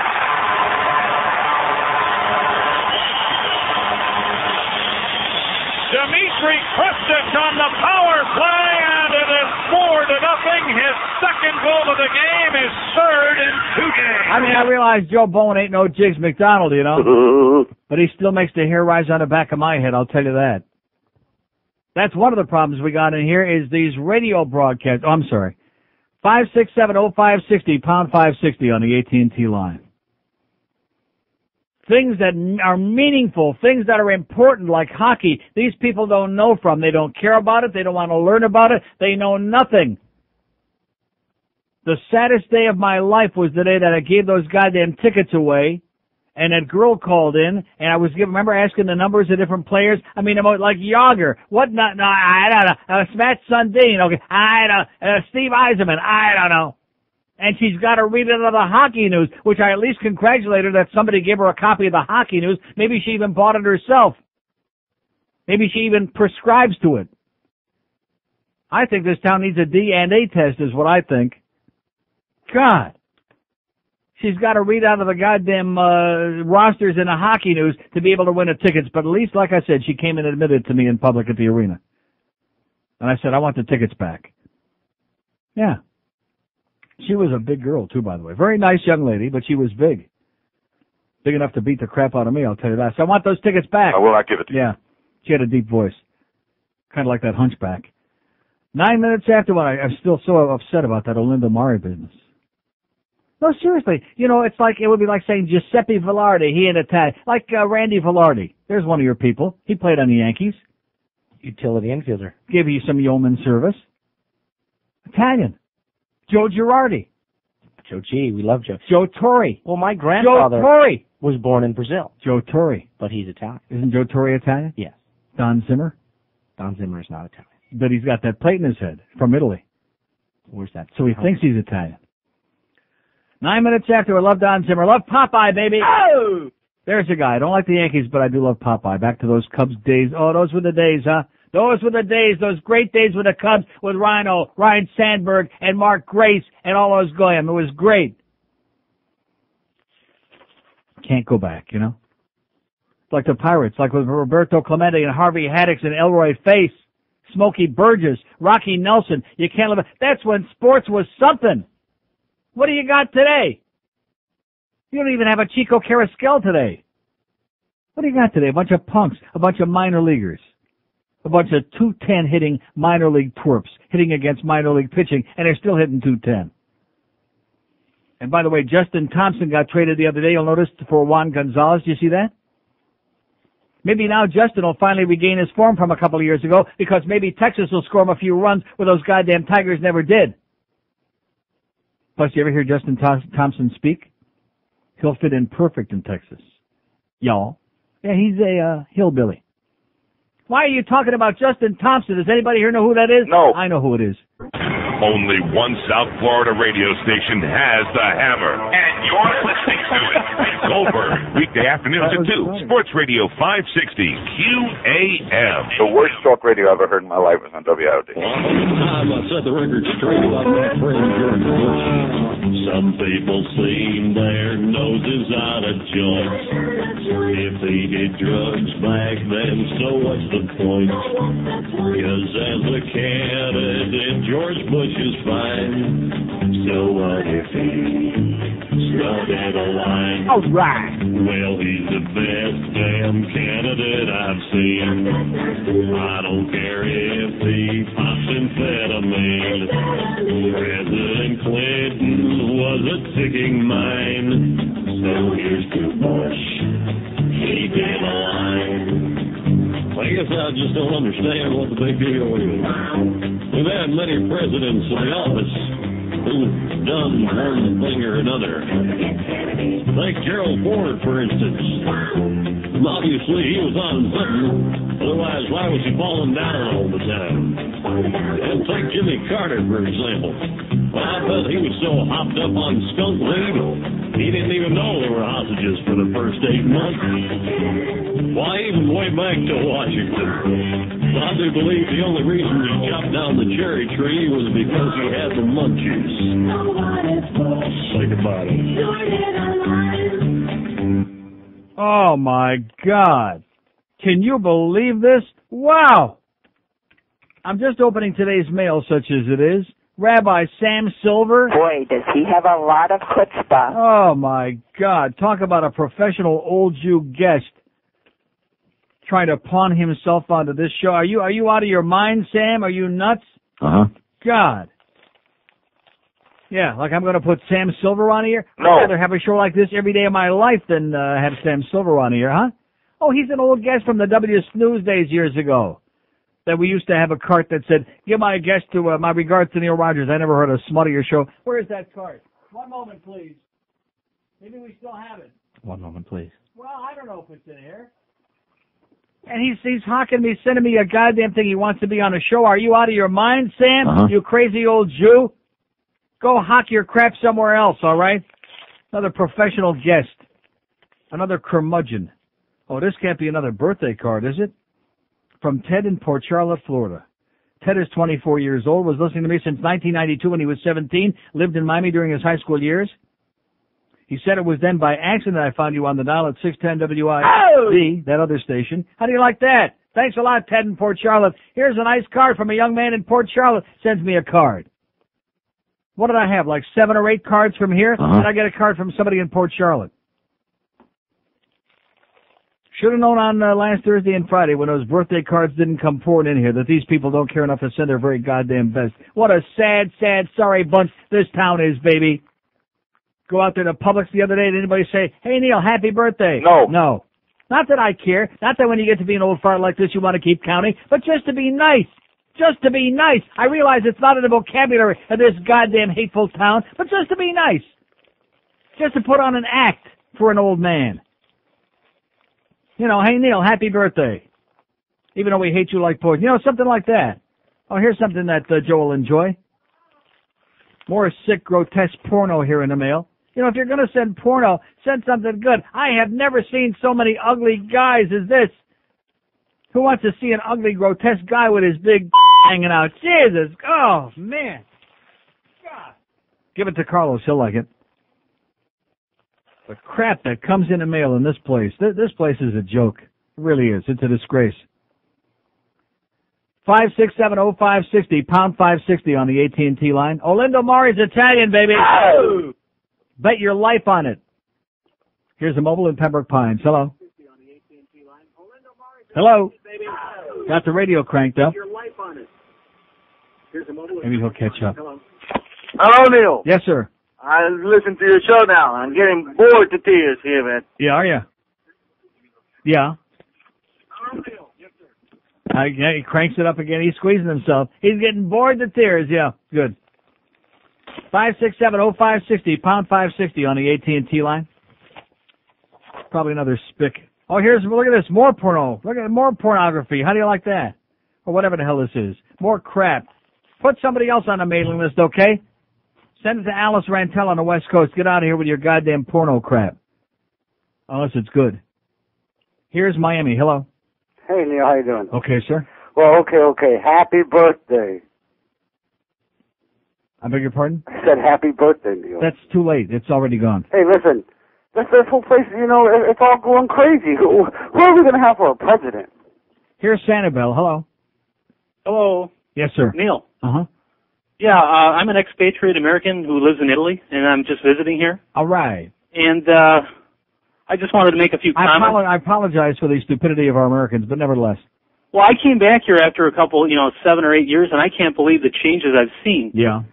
It's just, it's like a vapid, torpid, banal existence of commercial nothingness. Right, exactly. I mean, I've never seen anything quite this bad, but I mean, the Europeans, they understand it. But it seems to me that Americans don't see the forest for the trees. They don't. I keep telling them that. I keep telling them how civilized it is in Europe and how the people don't run around shooting each other and nobody has guns and there isn't all this rampant violence and the people are educated and like in some of the countries people speak 5 and 6 and 7 languages fluently and their priority is education and not how many material things that they've got. And these people go like that. They don't care. They're brainwashed. Well, I mean, after living, when you live in places like Florence, right, and Rome, and being on the Via Veneto, correct. I mean, what more can you ask for? I mean, you got people that are, like you said, civilized. It's enough to make you want to go back to the Colosseum and and throw some Christians to the lions. Hey, listen, I got a little answer for you as far as stigmata. Yeah. Have you ever been to Tuscany? I'm sure you have. Yes. There's a little area that you got to get to. It's up near a little town called Arezzo, which is where my relatives are from. Arezzo? Arezzo. It's about 40 miles west of Florence and south. 40 miles west of Florence? 40 miles west and south of Florence. Now, if you go above there in the Apennines, which is just, awesome territory, much prettier than Florida. I hate to say it, but it's true. All of it at least prettier than Florida. Unbelievable. And anyways, there's a little monastery called La Verna, and also one called Camaldoli. Now, that's where St. Francis had his quote-unquote stigmata. Yeah, St. Francis of Assisi, yeah. Right, the Sissy. St. Francis the Sissy. Anyways, so the deal is that if you're about to become a saint, you go down to some little cellar and whatever, and they shoot you with this, Star Trek deal. And, you wanted to know what it was about. Isn't that what it is? Yeah, they put the pomodoro sauce on your hands. Yeah, and it's kind of like... And you come out, I'm bleeding. It's an act, it's an act of something. Sort of like Jim Kirk on Star Trek, Right, exactly. Just like that. Hey, have a good one. Thanks a lot, pal. You betcha. Arrivederci.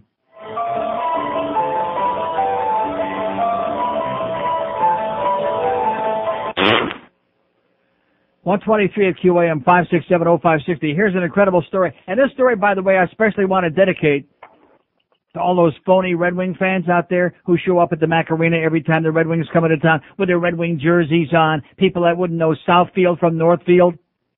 People that never were on goddamn 12th Street. People that wouldn't know the Ambassador Bridge from the Ambassador to England. Members of a Florida television crew say Red Wings coach Scotty Bowman, captain Steve Yzerman, and forward Martin Lapointe abused them during a game in Tampa Bay last night. Nice going, Lightning, by the way. I watched that game, which Detroit lost 3-2. The Detroit Free Press reports today that Bowman shoved the cameraman into a stage manager and yelled obscenities. Yzerman tried to grab a camera during the third period of the Wings' 3-2 loss Sunday night, and Lapointe threatened and spit. How do you like that for class, huh? Spit at the cameraman. The trouble began during the second intermission after defenseman Chris Chelios was penalized with 10 seconds left in the period, giving Tampa Bay a 2-man advantage. Bowman left the bench, walked down the tunnel toward the locker room, and encountered a camera crew that was setting up to interview associate coach Dave Lewis. Bowman allegedly pushed cameraman Richard Delaney, who fell into stage manager Amy Conforth, the camera striking her on her shoulder. Lawsuit! Delaney said Bowman just shoved me out of the way, but he didn't want to comment further. Asked whether he was in Bowman's path, Delaney said, I could have been. Conforth said she was angry and planned to file a complaint. Lawsuit! We were just trying to do our job, trying to interview one of the assistant coaches during the period break, she said. He did it with enough force to feel the impact. Then he started yelling obscenities. He wasn't a real happy person at that point. Lewis left the arena before reporters learned of the allegations. The trouble continued into the third period. After the Lightning scored twice to take a 3-1 lead at 2:01, Petrocchi said he pointed his camera at Yzerman and Lapointe sitting dejectedly on the bench. Petrocchi was at an assigned station between the benches, shielded from players by plexiglass. Yzerman reached around the front of the glass to try to grab the lens, and I backed up, Petrocchi said. When I backed up, Yzerman backed off, and Lapointe started in on me. Petrocchi told the newspaper that Lapointe threatened him, saying, I'm coming over the glass. Squirt, squirt. So the next thing I know, Petrocchi said he did his spitting routine. He was arching his spitting over the glass to try to get at me. Nice. Classy job there, Scotty Bowman and Stevie Y and Martin Lapointe. Nice going. Of course, you'd be pretty pissed off, too, if you lost to a girls' team in Tampa last night, 3-2, like the Red Wings did. So all you phonies, all you front-running phonies that go there sucking the Red Wings' ass every time they come to town, take that and stick it right in your... Rectum? Yeah. Here's Miami. Hello. Hey, Neil, how you doing? Okay, sir. Just wondering if you saw the article in the Sun Sentinel yesterday. I know charities lately have been a touchy subject with you. It's about the Denise Brown charity set up for Nicole Simpson. I talked about that for Friday. better women. Oh, did you? Okay. Yeah, they raised all this money, and about $2 has gone into the real charity. Yeah, it really opened my eyes a lot to what these charities are all about. I mean, administrative fees. What does that mean? You basically live off the charity the rest of your life. They're sticking it in their pocket. That's right. Okay, buddy. Okay. So checking in with you. Thanks for the good news. Bye. Okay, 5670560, pound 560 on the AT&T wireless line, 26 after 1 at QAM. I wouldn't spit on the best part of the Red Wings. How do you like that? Yeah, that's for you, Stevie. That's you, Stevie. Why? Yeah, but you still look pretty good. Wake up with the first team. Joe Rose, Jeff DeForest, and Steve Goldstein. Weekday mornings at 6. Only on Sports Radio 560 QAM. Brad Pitt God. Absolutely. Ladies and gentlemen, this is Rambo 4 and 5. How are you? Is John Rambo still alive? I want to make movies 4 and 5. My life ain't going great, Planet Hollywood's broke. Unfortunately, I speak like I had a stroke. First blood came in 82.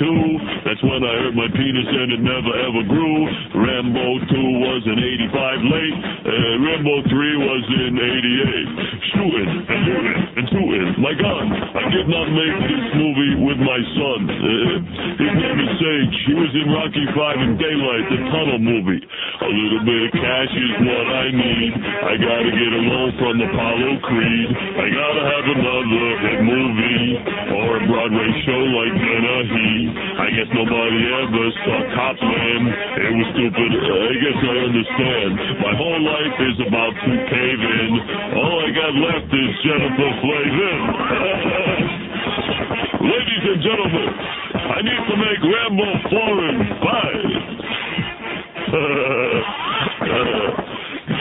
Check it out. So call me up. I really need a script. I can do dialogue or keep it zipped. I like comedy, action, adventure, and drama. The only thing I will not do is have sex with a llama. So give me a break, for goodness sake. I used to be on Oprah. Now I can't get on Ricky Lake. Right now I got a one-man show in Poughkeepsie. Basically, I'm an unemployed gypsy. A little bit of cash is what I need. I gotta get a loan from Apollo Creed. I gotta have another hit movie or a Broadway show like Dennehy. I guess nobody ever saw Copland. It was stupid, so I understand. My whole life's about to cave in. All I got left is Jennifer Flavin. And that's why, ladies and gentlemen, I need to make Rambo 4 and 5. Absolutely. 132 at 560 WQM. I shouldn't be eating all this lunch meat, and all that cheese. Bad cholesterol, baby. 255. Oi! LDL, an unacceptable 190. Oi! Yeah, not too good. Not too good, those blood test results last week. Their cholesterol is sky high. I think it might have been all that Ben and Jerry's. All these lunch meats and cheese. All that fatty stuff. See, I was thinking about this the other day. When you're trying to, first of all, you want to do the Atkins or you want to do some low-carb diet, and then you're going to cut out all the sugar and the starches. And if you're going to also cut out cholesterol, what are you going to eat? What's left? What's left to eat besides crap? Yeah, that's about it. 5670560, pound 560 on the AT&T line, 877-785-NEIL. Don't forget we'll be at Specs in South Dade and the Gables this Saturday noon to 2 with our best of stuff. Here's a mobile in Hallandale. Hello. Hey, Neil, how you doing? Okay, sir. Hey, listen, you see that thing about the church roof caving in? Yeah. You know what the first thing they did after the roof caved in? And what was that, sir? They went to pray to God. Yeah. Neil God. Walkaway's roof falls, 23 hurt in Altamont Springs. A lot of bad things seem to be happening in church lately, you notice? Yeah, well, thank God. Okay, that's because God's busy with the NFL. Oh! That's right, he's busy with those NFL games. In fact, you noticed another new thing. You didn't see the end of the Bears-Packers game because the field goal kicker for the Bears had missed a chip shot field goal, which would have given him a bigger lead. And so then the kid for the Packers comes out there with a chip shot. It looks like the Bears are going to blow another one, and the kick is blocked. And the kicker for the Bears is going like this, and he's looking up at the sky. And they showed a couple other highlights, and after these guys make the great catch or they score the touchdown, they're looking up in the sky.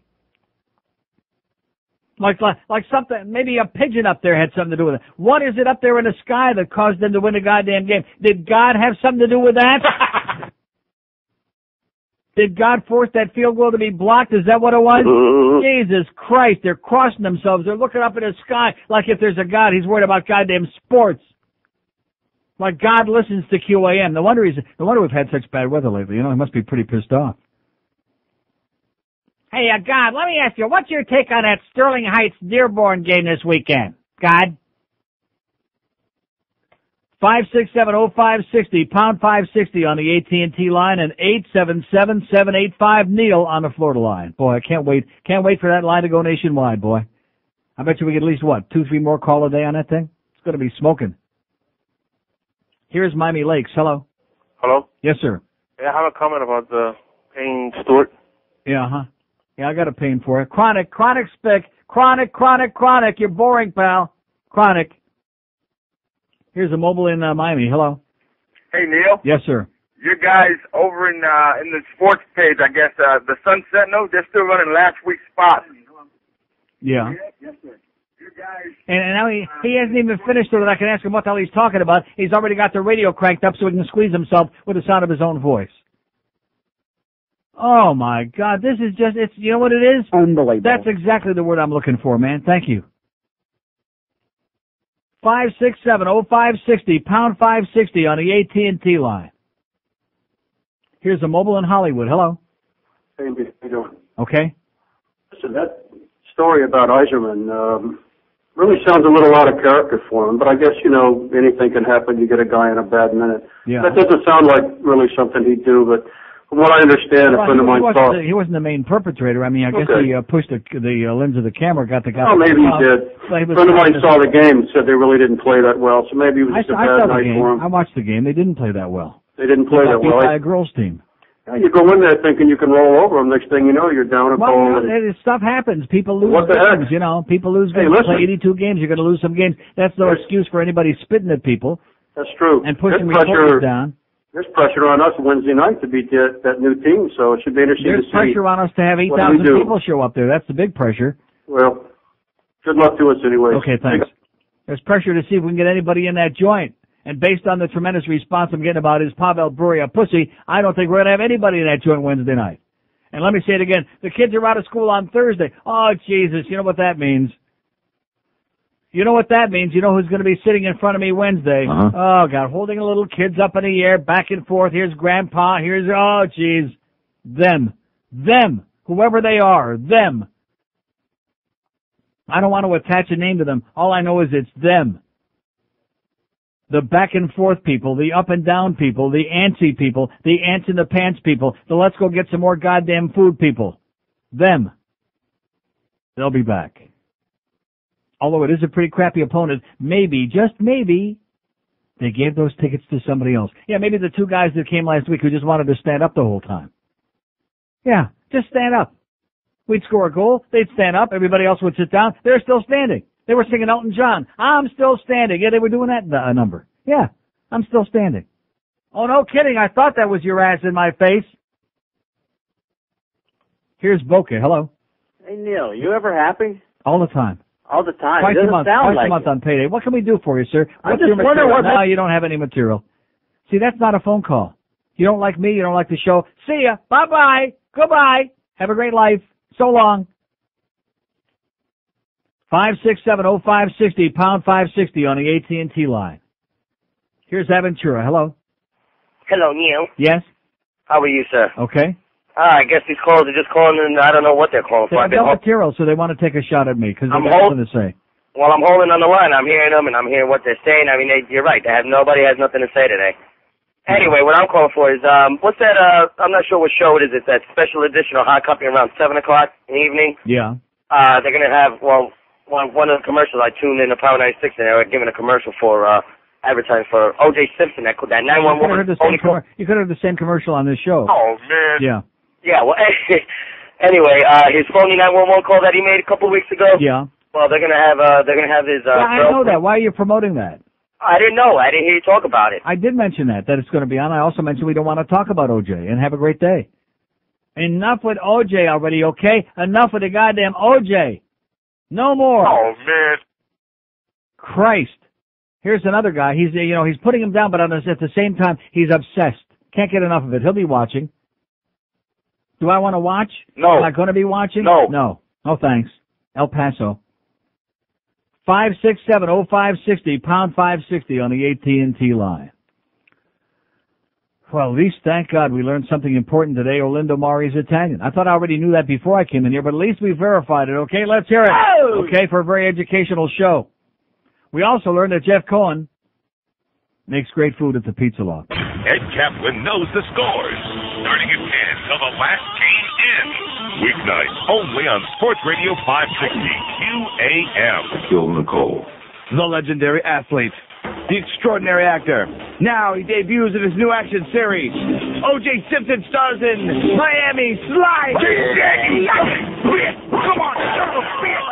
The juice is loose. O.J. Simpson is a divorced cop named Bruno Mali. From the mean streets of Brentwood, California to the deadly streets of Miami, Florida. Listen to O.J. Simpson's ass-kicking cop dialogue. So, where were you last night at 7 p.m.? Answer me, bitch! Bitch! The bitch is gone!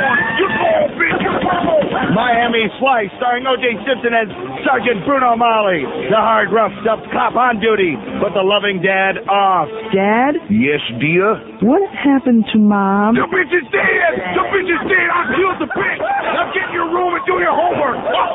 Miami Slice, starring O.J. Simpson as Sergeant Bruno Mali on NBC this Saturday. The juice is loose! Like I said, 16 till 2 at 560 WQM. You see, the American public is obsessed with the same handful of stories that have all been sensationalized on television. That's right. So the O.J. thing that was like a part of everybody's life for several months, on and on and on, they just can't let go of it. And the same with My dad knocked me off. the same with JonBenet Ramsey. Can't let go of that. And even when you do want to let go of it, there comes MSNBC and everybody else with 15 more stories on it. You got the O.J. story. You got JonBenet Ramsey. You got now Denise Rodman's making a comeback, him and Carmen Electra getting busted, sneaking into parties where they're not invited. And all this crap with all these swill trash people. And the American public just sucking it up. Oh, please, just a little more, just a little more. Give me something to hang on to. Something as a substitute for like a life. Here's North Fort Lauderdale. Hello. Hello. 567-0560, pound 560 on the AT&T wireless line. Here's a call from LaBelle. Hello. Hey, Neil. Yes, sir. Yeah, I'm from Michigan. I moved down here about 6 months ago. I grew up kind of near the Detroit area. Yes, sir. My relatives from Detroit and everything. What I found was kind of interesting is that a lot of people around the area up there and even around the whole state suddenly became Red Wings fans after they won. Oh, forget about up there. Down here, where nobody here knows a hockey puck from their goddamn. Yeah, I know. Everyone. I mean, all of a sudden, these people, after they won 2 Stanley Cups, even after the first one, but then a second one, everybody's a Red Wing fan. They're all showing when the Red Wings come here with these Red Wing jerseys on. We've got 5,000 Red Wing fans here, and let's face it, this is not an area here, southeast Florida, where we have a lot of Michigan people. Believe me. Well, no kidding, and everyone's driving around up there, especially with their little flag. I would bet you that the people down here... Yeah, but at least that's Hockey Town. At least they support the team through thick and thin. At least they pack the place. Well, I thought that was good from a Michigan standpoint. Yeah. A good hockey club gets some interest going in the sport. But down here, the people that wearing those Red Wings jerseys at the arena are the ones that have no clue what hockey is all about. Correct. Come on out and support your own team if you have no idea. There's no talent to be a front-running phony, believe me. I guess so. Okay, pal. See ya. See you in LaBelle. Not 567-0560, pound 560 on the AT&T line, 877-785-NEIL. 877-785-6345 on that Florida line. Let's do Dania. Hello. Hi, Neil. How you doing? Okay, sir. Great show. My complaint is about these morons at the Dolphin game last night where I was sitting. This guy was popping up in front of me every 2 seconds, regardless if they were who was driving or what was driving. If I had a bazooka, I would have nailed him in the back. Yeah. And I think that they should make it open market with bazookas. Okay, who was that in the doorway, by the way, that I wasn't paying any attention to? Who the hell was that standing in the doorway hocking you with China? Adam Silverstein. Who wants what? Nothing from you. Spot problem. Oh, spot problem with our sales department. Okay, great. Handle it at 2 o'clock, Adam Silverstein. Get out of here. Go sell some spots. We got lots of avails. 5670560, pound 560 on the AT&T wireless line. Here's Miami. Hello. Miami. Hello. Yes, sir. The Marino injury is a scam. I beg your pardon? The Marino injury is a great scam. He's not hurt. Yeah, uh-huh. Jimmy Johnson wanted... Okay, scan this. And by the way, next time you call, talk a little louder, okay? On whatever show it is, which better not be this one. Talk a little bit louder next time, okay, sir? Thank you. Here's Port St. Lucie. Hello. Neil, thank you for taking my call. Thank you for making your call, sir. I don't know if you touched on it. I'm on my way down from Stand Tampa. when people say that. Yes, go ahead. I'm on my way down from Tampa, and I'm just getting in range. I apologize if I'm rehashing something. I just wanted to find out what you thought about the judge's ruling on Microsoft. I have no interest. Well, I think it's kind of ridiculous that Bill Gates is being penalized for something he thought of for a monopoly when the you... FCC is letting a few companies buy up here. We already touched on this earlier in the show. I have no interest, okay? It's a hypocritical country and a hypocritical government. Well, it sure is, especially if you get tired of your electric. Who do you get to go pick and choose from? In addition to which, so they charged $89 for something that they could have charged $49, still made a profit. I thought that's what's called free enterprise. I thought whatever the market will bear, that's what you're going to charge, and if you can get it, more power to you. And if the man is smart, what he would do is continue on what he's doing, just do not ship anything. And within the end of 3 months, you'll see the government crawling back to him. Okay. Thank you, And sir. have a great day. If the man is smart, what's he worth? 200 and how many billion? If he's smart. 5670560, pound 560 on the AT&T wireless line on one of the worst days in the history of my life. Man, seriously, this is enough to make you question your sanity. This collection we've had here today. And then between Todd Dreck and Adam Silverstein, I mean, you just wonder. You just want to go home and go, what the hell is that? I can't even do that thing right. No, everything is limber like that. Oh, my God. I think it's time for vacation, you know what I'm saying? Uh-huh. Long vacation. Here's Miami. Hello. Good morning, Neil. How are you? Okay. You're the best. Yeah. And? I'm worried about those people who are giving you such a hard time because you said you do not believe in God. Yeah. I mean, you are a free person. You have the right to believe or not to believe. Uh-huh. Who are those people who said that? What are you talking about? Well, every time they call, they just give you such a hard time because of your belief system, Who are those people? I don't know what you're talking about. Those listeners. Name me one. Did we have a caller today who gave me a hard time because I don't believe in God? I had that today, yes. No. Listen, Neil, can you tell me why there is so much violence in the Bible? 5670560, pound 560 on the AT&T wireless line. Here's a call from Gainesville. Hello. Why there's so much violence